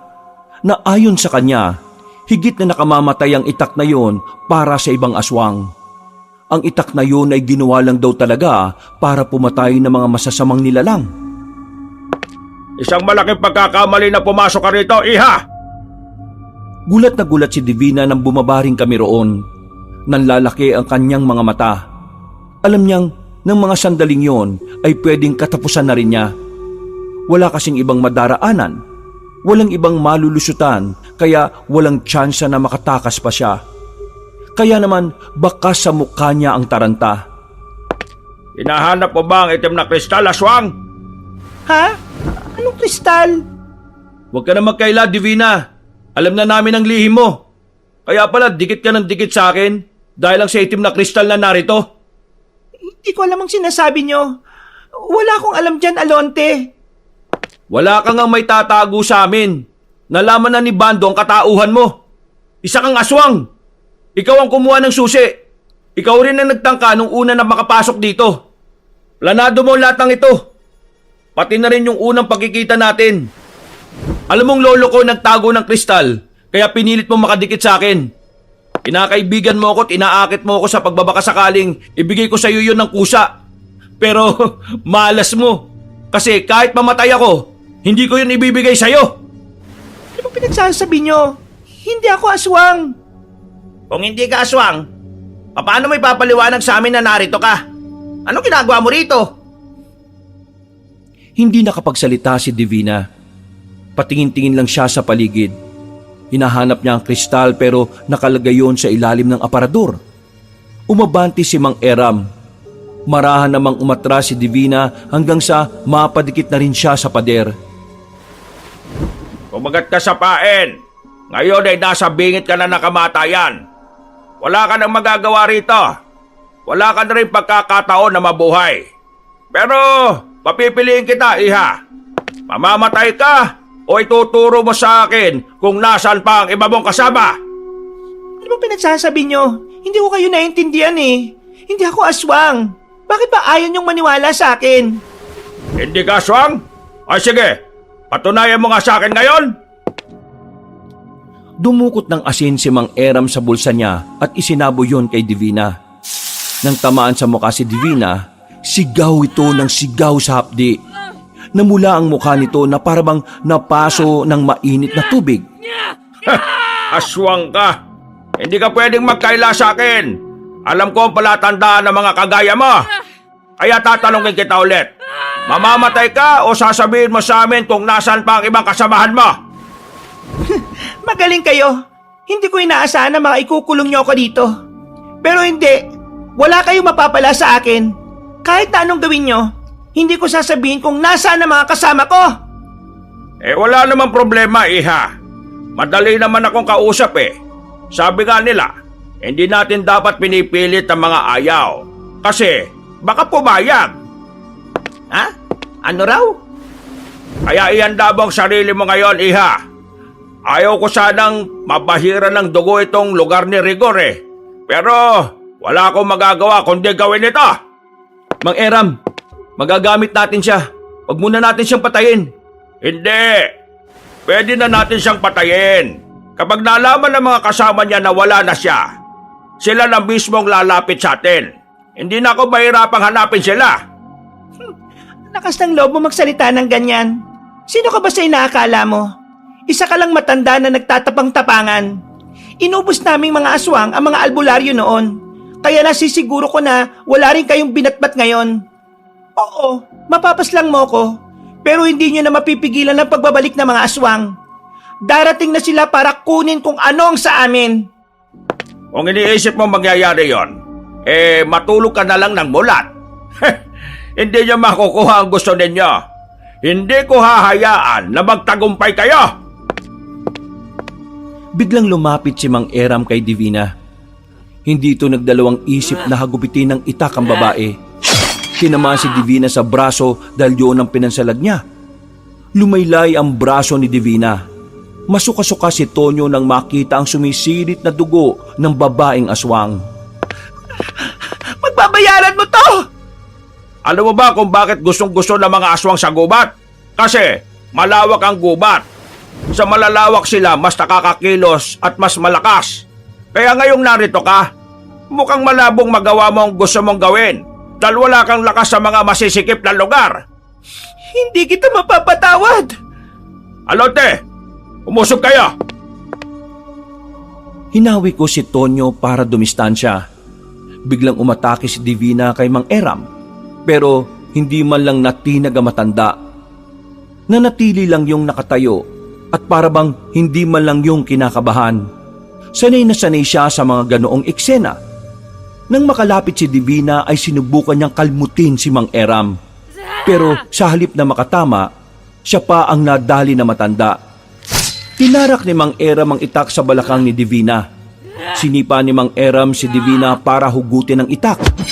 Bumalandra naman siya sa pader. Wala na kami mapapala sa'yo. Kaya mas mainam lang mawala ka na lang din. Kahit na mamatay ako sa mga oras na ito, hindi sila titigil sa kung ano man ang nais naming mangyari. Magtatagumpay ang kasamaan. Muling maghahari ang mga aswang sa probinsyang ito at kami ang magpapatakbo ng sistema na meron dito. Mas magiging mataas kami sa mga tao. Yun ang realidad! Hindi na pinatapos pa ni Mang Eram si Divina sa pagsasalita. Tinagana niya sa ulo ang babaeng aswang. Wala pang 10 segundo, nalagutan na kagad ng hininga si Divina. Pre, anong gagawin natin sa bangkay niya? Baka mamaya may makalam nito at baka maisip nilang nakapatay tayo ng tao. Huwag niyong alalahanin to. Kukunin ko ang bangkay niya. Dadaling ko sa gubat. Doon ko siya susunugin. Para makita siya ng mga kasawa niya at para malaman ng mga aswang na merong taong handang lumaban sa kasamaan nila. Sindakan na kung sindakan. Muli kong binalikan ng tingin si Divina. Nakadilat pa ang mga mata niya habang umaagos ang dugo mula sa kanyang ilong. Nang lumalim ang gabi, kinuha na ni Mang Eram ang bangkay ni Divina. Nilinis naman namin ang mga dugo sa sahig at pader. Noong mga sandaling yon, hindi kami makapaniwala na nangyari ang lahat ng yon. Kabanong, ang dati naming tahimik na buhay, tila parang nabulabog na. Nagtitinda lang naman kasi kami ng tahong, pero bigla na lang nagbago ang takbo ng buhay namin. Dinala ni Mang Eram ang katawan ni Divina sa gubat at doon nga ay sinunog niya ito. Makalipas ang 3 araw, nanatili lang kami sa bahay. Hindi kami lumalayo. Ni wala rin kaming makain dahil ilang araw na rin kaming hindi nakakapagtinda ng tahong. Alonte! Aling Pepang! Oh, napadano kayo? Pinabibigay ito sa inyo ni Bando, nilagang baboy. Alam niya kasing hindi pa kayo kumakain mula kagabi kaya ayan, tinabihan niya kayo kagad ng ulam. Ay, maraming salamat po. Napakabait talaga ni Bando. Pero, nasaan po siya? At bakit kayo po nagdala? Pumasok na muna sa trabaho. May extra siya ngayon eh. Ay, ganun po ba? Mabuti naman po kung ganun. Ay, maraming salamat nga po ulit dito ah. Kay Bando ka magpasalamat, hindi sa akin. Aling Pepang, hindi naman sa nangimasok sa inyong pamilya ha. Pero, kumusta na po kayo? Ang ibig kong sabihin kumusta na po ang samahan nyo ni Bando? Ayon, humingi na ako ng patawad sa kanya. Inamin ko sa kanya na talaga namang may pagkukulang ako sa kanya. Nasa tagal na naming magkakasama, madalas na siya ang lagi kong nababaliwala. Wala akong magiging palusot o dahilan. Kasalanan ko talaga yon dahil hindi ako nagtiwala sa kanya. Sa sobrang pagod na ako sa buhay, hindi ko na napapansin yung mga ginagawa niyang paghihirap para sa amin. Ngayon ayos na kami. Pero hindi ko pa rin magawang tumingin sa kanya ng diretsyo. Bilang ina niya nasasaktan ako na nakikita siyang nahihirapan. Ngayon ko lang nararamdaman to kasi dati wala naman akong pakialam sa kanya. Ngayon bigla akong nagising sa katotohanan. Masakit din pala. Kaya nga ngayon, sinusubukan kong bumawi sa kanya. Yung mga kuya niya, malapit ko nang palayasin sa bahay. Pinapakilos ko na sila Buti naman yung isa nagtrabaho na. Sumama kay Bando.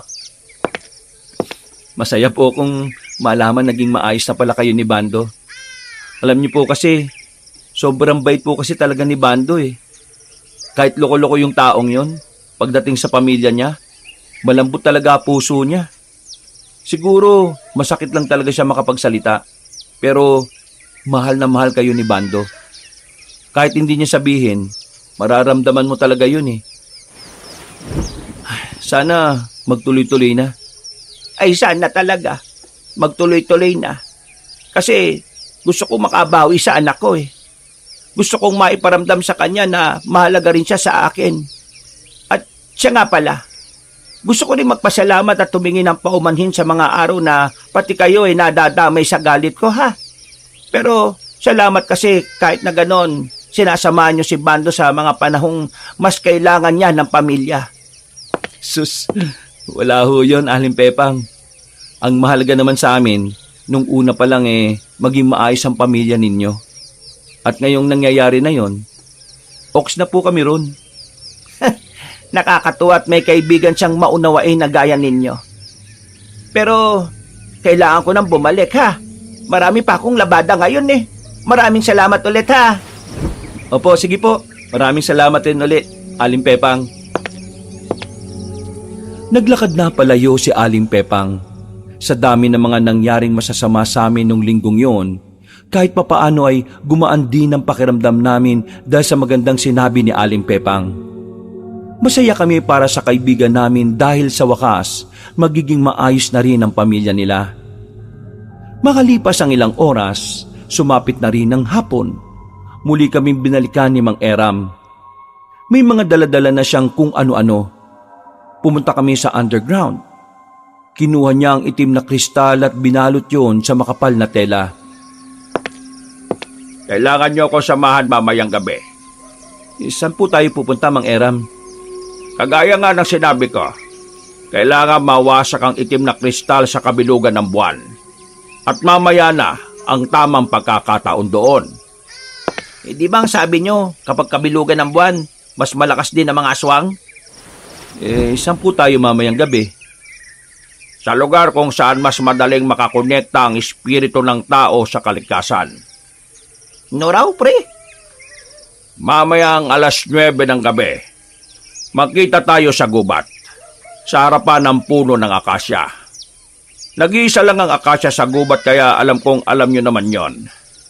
Doon natin isasagawa ang ritual at doon na natin wawasakin itong itim na kristal. Sa ngayon, iiwan ko ang kristal na itim.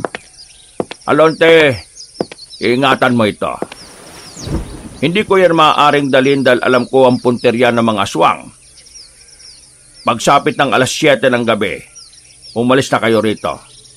May posibilidad na magpunta sila rito dahil alam nilang narito ang kristal. Alam nyo na ang bahay ko, hindi ba? Doon na muna kayo. Hindi nila alam yon dahil matagal na akong hindi nananatili roon. Tinandaan namin ang lahat ng sinabi ni Mang Eram. Pag alis niya, nasa loob lang kami ng bahay habang nagbabantay ng oras. Nagiging tamang hinala pa kami sa lahat ng mga ingay na naririnig namin sa paligid. Kaunting kaluskos, kinakabahan na kami para sa kaligtasan namin. Pre, pasensya ka na ha, nadadamay ka rito. Oh, bakit ka naman humingi ng pasensya? Wala ka naman kasalanan, ha? Isa pa, kasama mo naman ako sa bahay kaya normal lang naman na samahan kita sa problemang to. Dapat kasi, nagtitinda lang tayo ng tahong eh. Kainis kasi si Lolo no? Kung noon pa man sinabi niya na sa akin kung anong meron sa underground, di sana, nakagawa pa ako ng paraan. Tingin ko naman, mas mainam lang na hindi niya sinabi sa'yo noon. Kasi kung noon pa nalaman mo, di hindi mo na na-enjoy ang buhay mo dati. Iniisip lang niya yung kinabukasan mo, pre. Kung sa bagay, may tama ka naman. Napabuntong hininga na lang ako at napasandal sa dingding kabanong. Makalipas ang ilang oras, sumapit na rin ang gabi. Ilang minuto bago mag alas 7, lumabas na kami ni Tonyo. Kabadong-kabado kami. Kahit na may nakasukbit na itak sa tagiliran namin, hindi namin maiwasang hindi kabahan at matakot. Yakap-yakap ko ang bag kung saan naroon ang itim na kristal. Panay ang tingin namin sa paligid. Bawat makakasalubong naming tao, pinaghihinalaan naming aswang. Nang makarating na kami sa bandang gitna ng baryo namin na kung saan wala nang gaanong nadaan, nakasalubong na namin si Bando at ang kuya niya. Kagagaling lang nila sa trabaho. Alam na agad ni Bando ang gagawin namin kaya hindi na siya nagtanong. Magsasalita pa sana siya pero bigla na lang may umataking aswang sa amin. Pre! Sinipa ng aswang si Bando. Agad naman itong natumba. At ang kuya niya sa halip na pumalag kumaripas ng takbo paalis. Naiwan kaming dalawa ni Tonyo para kalabanin ng aswang na yon.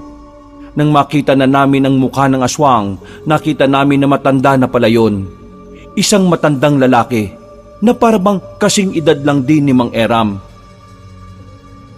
Kayo ang pumaslang sa anak kong si Divina, tama ba? Sino kayo? Ako ang ama ni Divina. Ako ang pinuno ng mga aswang. At narito ako para kunin ang dapat sa amin. Wala sa amin ang hinahanap mo. Wala! Sinong niloloko ba? Alam kong nasa ilalim yon ng bahay ninyo, kaya ibigay niyo yon sa akin. Kinuha na siya ni Mang Eram. At sinong Eram yon? Isang albularyo na tumulong sa amin. Ah, ganun ba? Sige, kaso hindi ako naniniwala eh. Nararamdaman kong dala-dala mo ngayon ng kristal.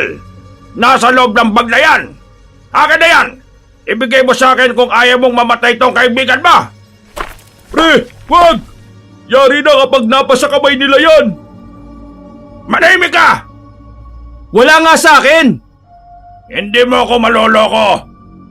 Tingin mo magiging pinuno ko ng mga aswang kung hindi ko mararamdaman kung nasaan yan? Alam mo naman pala kung nasan, bakit si Divina pa ang inutusan mong kumuha. Tanga ka rin pala no?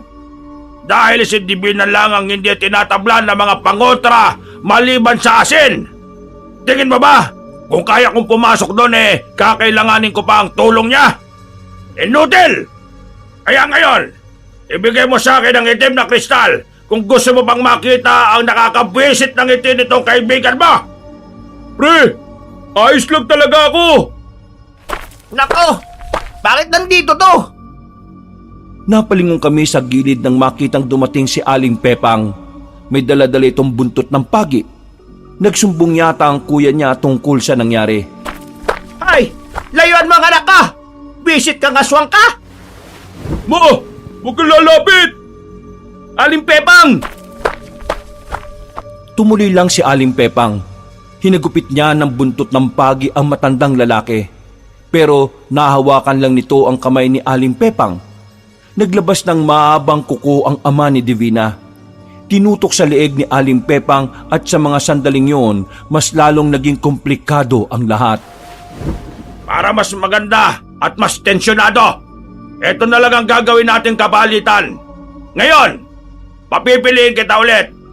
Ibibigay mo sa akin ang kristal na itim o mamamatay ang nanay ng kaibigan mo.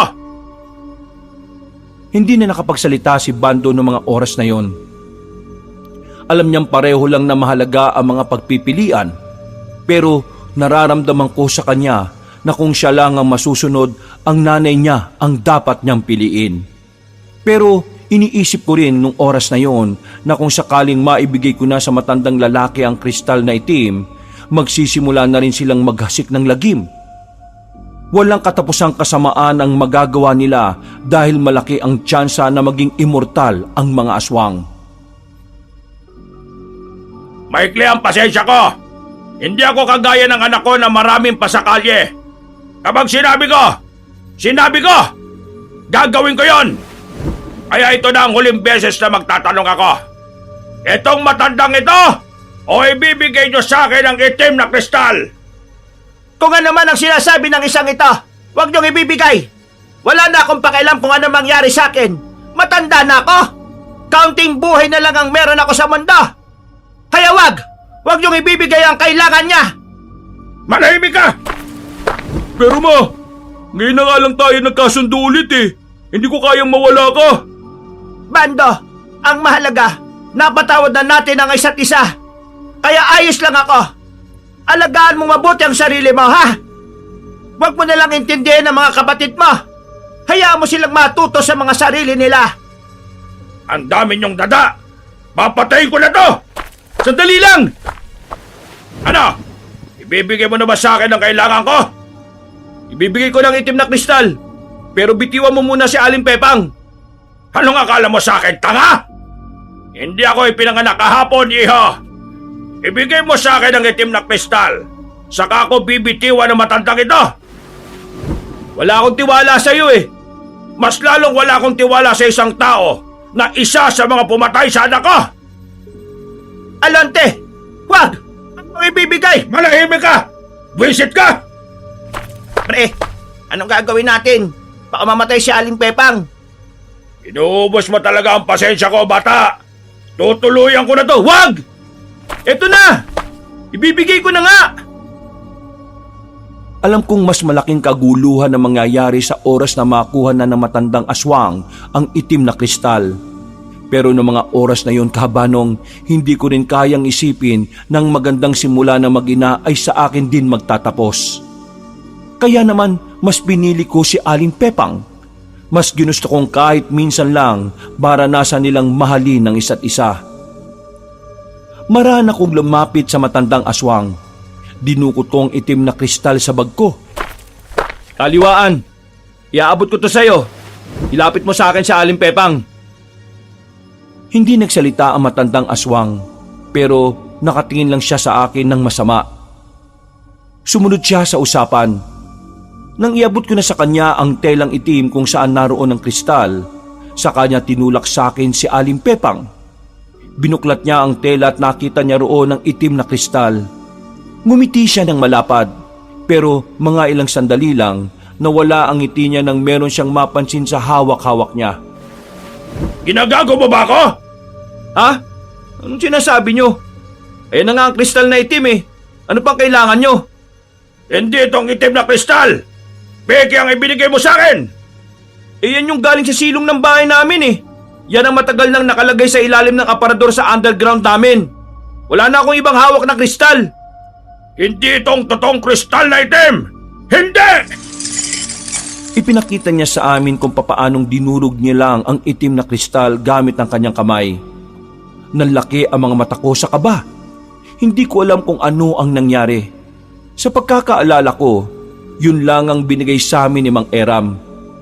Unti-unting nagbagong anyo na matandang aswang. Humaba ulit ang kuko niya. Nagbago ang mukha niya. Naging kulubot at namumula na ang kanyang mga mata. Napapatras na kami nung oras na yon. Kahit na may daladala akong itak, hindi ko magawang magtiwala roon. Malambot ang pagkakahawak ko sa tanging sandata na dala ko ng dahil sa kaba. Niloko mo akong lalaki ka! Humanda ka ngayon sa akin! Napatingin ako sa itaas. Bilog na ang buwan. Mas nakadagdag pa ng kaba para sa akin yon. Lalo na kapag naiisip ko na ang gabing yon ay para talaga sa mga aswang. Ilabas mo ang tunay na kristal! Ilabas mo! Wala na akong ilalabas. Yan na lang ang meron ako dito eh. Wala na akong pakialam sa sasabihin mo! Papatay na kita ngayon! Kayong apat! Akmang lalapit na sana siya sa amin nang biglang may pumukol na palaso sa kanya. Nailagan niya yon, pero ang pangalawang palaso ay tumama na sa kanyang braso. Dahil doon, napatras siya at hinanap niya kung saan nagmumula ang tumira ng palaso. Sa gilid, doon namin nakita si Mang Eram.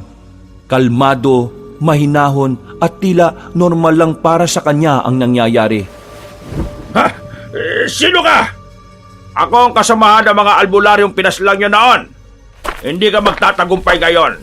Hindi matutupad ang pangarap niyong maging immortal. Muling pinukulan ni Mang Eram ng palaso ang aswang. Nakailag na yon sa mga sumunod na pagkakataon. Akmang lalapit pa sana siya kay Mang Eram nang biglang makaramdam ito ng kakaiba sa katawan. Anong nangyayari sa akin? Hindi ka na makakagalaw ng maayos kaya mas madali na kitang mapapaslang ngayon. Tila bagsak ang kalahating katawan ng aswang. Laylay, hindi niya kontrolado. Kaya sa takot na baka mapatay siya ni Mang Eram, tumalon niyo ng mataas sa puno at agad na ring umalis. Mang Eram, buti na lang dumating ka. Munti ka na kami. Anong ibig sabihin nun? Yung hawak kong kristal, hindi pala totoo. Nasa akin ang totoo. Plano ko na talaga to para walang sagabal mamaya. Sinadya kong isipin niya na nasa inyo ang kristal na itim para makakuha ko ng pagkakataon na mapas lang siya ng patalikod. Pero dumaplis lang eh. Pero hindi bale, mapaparelisa siya ng kalahating oras. Kaya magagawa na natin ang ritual ng walang banta niya. Ang lumalabas pala rito, Ginawa mo kaming pain? Ay, hindi naman sa ganon. Anong hindi sa ganun? Yun ang lumalabas sa ginawa mo. Wala kang sinabi sa amin na peke ang dala naming kristal. Munti ka na kaming mapahamak eh. Munti ka na mapahamak si Aling Pepang. Ano ba ginawa nyo? Ha? Nilagay nyo kami sa kapahamakan. Hindi ko sinabing peke ang dala niyong kristal. Dahil alam kong merong nakikinig sa usapan natin. Alam kong merong nagmamasid sa atin kanina. Hindi ko lang pinansin. Pero ang totoo, bago ang gabi, bantay sarado na tayo. Kaya kinailangan kong gawin yon. Hindi ko rin naman inaasahan na magbabago ang plano eh. Bigla-bigla lang talaga, kaya pasensya ka na. Ayos lang sa akin ang nangyari. Mas maganda ang ginawa niya, Alonte. Ang malaga naman ngayon ligtas ang nanay ko. Ligtas tayo. Wala na tayong oras para magtalo. Kailangan nyo na ako samahan sa kagubatan para masimulan ko na ang ritual. Mga pre, mauna na kayo. Sisiguraduhin ko lang na ligtas ang nanay ko. Sige na, susunod ako sa inyo. Ma, tara na. Kahit nabatrip ako kay Mang Eram no mga sandaling yon, Kabanong, sumama na lang din ako. Mas inisip ko na lang yung ritual na gagawin niya. Nagmamadali kaming makapunta sa gubat. Umupo na rin kami sa harapan ng punong akasya. Nakahanda na ang lahat ng mga gagamitin niya. Kalahating oras lang ay tatagal ng pagiging paralisado ng katawan ng aswang na yon. Kailangan matapos ko kagad ito. Anong gagawin namin? Kailangan nyo lang akong bantayan. Sa oras na may maramdaman kayong aswang, gawin nyo ang lahat para hindi siya makalapit sa akin. Gawin nyo ang lahat para hindi ako maabala sa gagawin ko. Sinasabi mong kakalabanin namin ng mga aswang na magtatangkang makalapit dito? Oo, ganun na nga. At tingin mo talaga kakayanin namin? Kailangan nyo kayanin. Pambihira naman Hindi naman kami biyasa sa pagpatay ng aswang Ipagdasal nyo na lang na sana hindi nila maramdaman na narito tayo. Sige na, kailangan ko nang simulan nito. Umupo na si Mang Eram sa gitna ng mga kandila. Ang mga kandilang misteryosong hindi namamatay kahit na mahanginan sa kagubatan. Sinunod namin ang sinabi niya. Tahimik lang kaming nagbantay habang siya nagsisimula ng ritwala ng kristal na itim na nakalagay sa ibabaw ng malaking sangkalan. Pre, nakaka-15 minutos na tayong narito Mga nasa 10 minuto na lang siguro, mawawala na yung pagiging paralisado ng aswang kanina. Kailangang matapos na ni Mang Eram yan. Magtiwala lang tayo. Hanggat wala pang aswang na nakakadiskubre na narito tayo, hindi tayo dapat mangamba. Kaso kinakabahan ako, pre. Paano kung maabutan nila tayo rito? Tayo ang lalaban sa kanila. Hindi ko sigurado kung ayan natin protektahan yung matandang yan. Napalingon kami ulit kay Mang Eram na abalang nagsasalita ng kung ano-anong lingwahe. Wala kaming maintindihan sa kanya. Napansin na lang din namin na merong dugong tumutulo mula sa ilong niya. At ang mga kandila ay misteryosong mabilis na natutunaw. Hindi ko alam kung anong ginagawa niya. Basta kung ano man ang ritual na yan, sana matapos na siya. Sana... Bigla na lang sumakit ang ulo ko ng mga sandaling yon, Kabanong. Napahawak na lang ako sa puno. Ganun na ganun ang nararamdaman ko nung nagkaroon ako ng pangitain. Uy, pre! Anong nangyayari sa'yo? Pre, sobrang sakit ng ulo ko. Nahihilo ako. Mapira naman Ano? Dalawa kayong aasikasuhin ko. Diyos ko naman, pre Ano ba naman yan? Bigla na lang nagdilim ang paningin ko, Kabanong. May sumulpot na pangitain. Isang pangyayari na kung saan meron daw isa sa amin ang mamamatay. Isang kailangang magsakripisyo at base sa nakita ko, hindi ako yon. Nang mawala na ang pangitain na yon, napaupo ako. Hindi ako nawala ng malay, pero hilong-hilo ako. Ano? Ayos ka na ba? Uy, pre! Naririnig mo ba ako? Ha? Oo. Ayos lang ako, pre. Pero, nahihilo ako Oh, ano nangyari? Buti naman dumating ka. Itong si Alonte, bigla na lang nahilo. Mga pre, may pangitain uli ako. O ano pang itain? May isang magsasakripisyo sa atin. Ha? Mamamatay siya. Naalarma kami nang maramdaman na naming merong nasa paligid bukod sa amin. Nakakarinig na kami ng mga kaluskos. Mga pagakbang ng paa na tumatapak sa mga marurupok na sanga. Sinubukan kong tumayo kahit na mahilo-hilo pa ako. Pagtingin namin kay Mang Eram, hindi pa rin siya tapos sa ginagawa niya. Pre, tapos na yung kalahating oras na paralisado yung matandang aswang. Tapos parang nandito na sila lahat oh. Ano gagawin natin? Sandali lang. Hayaan niyo muna akong huminga. Okay na nga muna yung itak na yan. Magpahinga ka dyan sa gilid. Kami na muna ni Tonyong bahala rito kay Mang Eram. Hindi nagtagal, nakarinig na kami ng mga angil. Sa puntong yon, tuluyan ang nagtindigan ng mga balahibo namin. Muli kong sinubukang tumayo. Tinis ko ang sakit ng ulo ko. Kinuha ko ang itak ni Mang Eram. Kahit na anong mangyari, kailangan makatapos si Mang Eram. Patunayan natin na hindi totoo ang pangitain mo. Walang mamamatay ngayong gabi. Manda kayo. Palakas na ng palakas ang angin nila. Maya-maya pa, biglang lumitaw ang aswang sa gilid. Nakakatakot ang mga mukha nila. Mga naglalaway habang nakalabas ang mahahaba nilang dila. Ang mga kuko nila ay matatalim at nagdadala sa amin ng matinding takot. Dahil alam namin, yun ang maaring maging dahilan ng aming kamatayan. Pinalibutan namin si Mang Eram. Handang-handa na kaming makipaglaban nung mga sandaling yon nang biglang dumilat si Mang Eram at nagsalita. Ipagkaloob ang liwanag upang gapiin ang kadiliman. Ngayong gabi, ating wawakasan ang mapangahas at mapanganib na pangarap ng kasamaan. Paraiso ng langit, samahan mo kaming wasakin ang susi ng kanilang pagiging immortal. Kinuha ni Mang Eram ang daladala nitong martilyo. Malakas nitong pinalo ang kristal sa ibabaw ng sangkalan. Nawasak yun at kumislap pa ng ilang segundo. Nang mawala ang liwanag, nakita na lang namin na nakahandusay na ang mga aswang na makakalapit na sana sa amin. Wala na, tapos na. Wala na mga aswang. Wala na mga aswang ang magiging immortal. Ibig niyong sabihin, nakadepende ang buhay sa kristal? Oo. Nagulat nga ako eh. Ngayon ko lang din nalaman. Ang akala ko lang para lang ito sa pagiging immortal nila. Patay na rin kaya yung pinuno nila?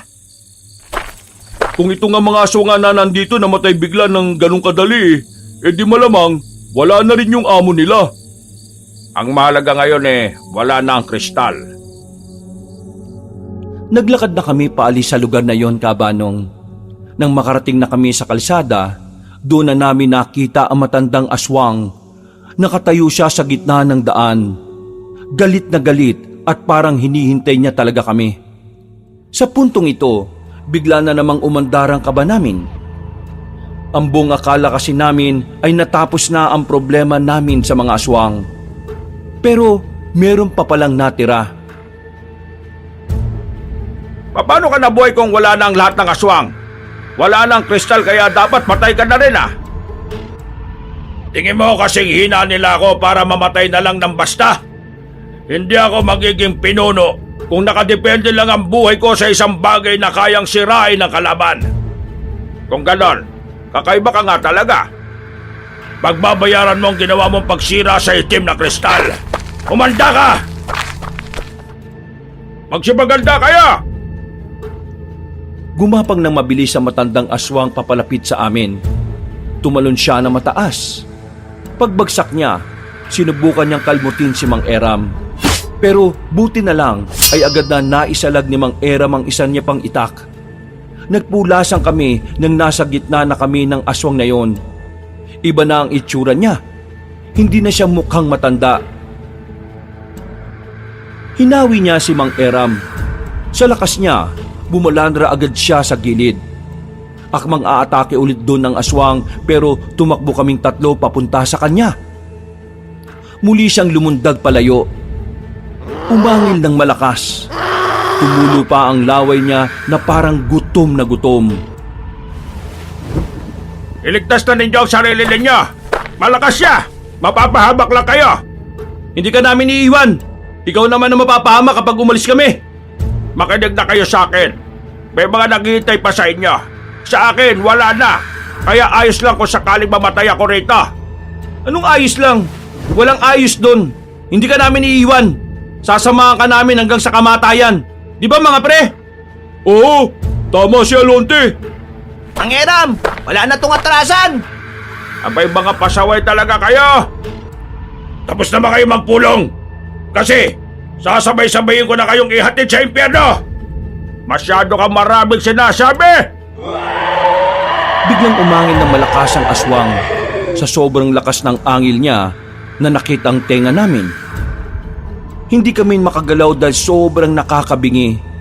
Sumakit lalo ang ulo ko. Sa isang iglap lang, parang wala na talaga kaming tsansa na tapatan ng aswang na yon. Buwisit! Anong nangyari? Hindi ko na naituloy ang sinasabi ko nang maramdaman ko na lang na lumipad na ako. Yung pala, inatake kami ng aswang. Tumama ang likod ko sa poste at si Bando sumadsad pa sa lapag. Si Tonyo naman, tumama naman sa puno. Habang si Mang Eram naman ay bumulagta sa may gilid. Ito ang kabayaran ng inyong pagiging ambisyoso na talunin ang lahi ng mga aswang! Nagaiho, tumakas na kayo! Ako nang bahala rito! Sige na, tumakas na kayo! Nang sabihin ni Mang Eram yon, pumasok agad sa isipan ko na baka siya ang sinasabi sa pangitain ko na mamamatay para may mabuhay. Nabahala ako. Nangamba ko pero hindi ko na kaya pang tumayo. Masakit ang buong katawan ko. Masakit din ang ulo ko. Yung dalawang kaibigan ko naman ay nanatili pa ring nakahiga. Sinubukan kong tumayo pero bumagsak lang din ako. Maya-maya pa, nakita na naming nilapitan ulit ng aswang si Mang Eram. Sa mga oras na yon, nararamdaman kong tatapusin na niya ang matandang albularyo. Wag! Wag mong gawin yan! Ang mga albularyo ay salot sa mga plano ng mga aswang! Ang mga albularyo ay ang mga taong hindi na dapat mabuhay! Dahil masyado kayong pakilabero! Isusunod na kita sa mga kasamaan mong inuna ko ng ihatid sa impyerno! Hindi! Hindi ka magtatagumpay!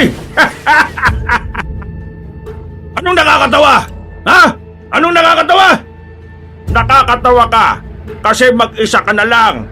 Kahit mapatay mo kami, wala ka nang kasama. Mag-isa ka na lang. Malungkot. Walang kasama. Mag-iisa kang gagawa ng paraan para maisalba mo ang sarili mo. Wala ka nang manahimik ka! Hindi ako naapektuhan sa mga sinasabi mo! Napatigil ang aswang na makita niyang may latang tumama sa katawan niya. Hindi pa ron natapos yun. Dumami pa ang lata na binabato sa kanya mula sa gilid-gilid. Maya-maya pa, naglabasan na ang mga tao. May mga dala silang kung ano-anong pwedeng ibato. Sige mga kasama, batuin ang aswang na yan! Salot yan sa baryo natin! Mo! Salamat naman sa Diyos! Buti na lang talaga. At tapusan mo ng aswang ka! Hindi namin inaasahan na magkakaisa ang mga tao para talunin ang aswang na yon. Pero kahit na papaano, nabuhayan kami ng loob. Habang sinasalo ng aswang ang mga binabato sa kanya, sinamantala na ni Mang Eram ang pagkakataon. Dinampot nito ang itak at saka itinarak sa aswang. Paghugot niya ng itak, agad na bumagsak ang aswang. Sumuka yun ng maraming dugo. At kalaunan, nalagutan na rin ang hininga. Tuwang-tuwa ang mga tao dahil sa pagkapanalo kontra sa mababangis na aswang. Natalo namin ang mga aswang. Nabura namin ang presensya nila sa aming lugar. At ang pagkapanalong yon ay ang naging hudyat para mas lalong magkaisa ang mga tao kontra sa masasamang elemento na gaya ng aswang. Makalipas ang isang linggo, nakabalik na rin sa normal ang lahat. Walang namatay, hindi nangyari ang pangitain ko. Dahil doon, napagtanto ko na ang mga pangitain pala na ibinibigay sa akin ay pwedeng kontrahin. Pwedeng gawa ng paraan at agapan. Pero yung kakayahan kong yon, hindi ko na nagawa ulit sa mga sumunod na buwan. Hindi ko alam kung bakit. Kahit si Mang Eram ay hindi rin alam. Sa mga nangyari, masasabi kong yun na ang pinakatumatak sa utak at puso namin. Doon namin napatunayan na ang pagkakaisa at tiwala sa isa't isa ay mas makapangyarihan pa kaysa sa kahit na anong puwersa ng kadiliman. Mula noon, Kabanong, namuhay na kami ng payapa. Tinuon na lang namin ang atensyon sa pagbebenta ng tahong, habang si Bando naman mas naging maganda na ang samahan sa pamilya niya. Hanggang dito na lang po ang aking kwento, mga kabangers at mga kayanggaw. Sa lahat ng mga sumubaybay hanggang dulo, maraming salamat po sa inyo.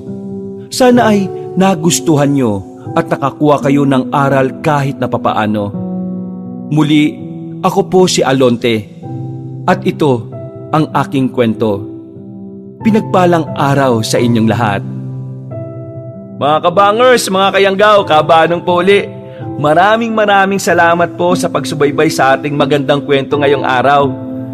Kung nagustuhan niyo po yung kwento natin, huwag niyo pong kalimutang mag-comment at mag-like at mag-subscribe na rin.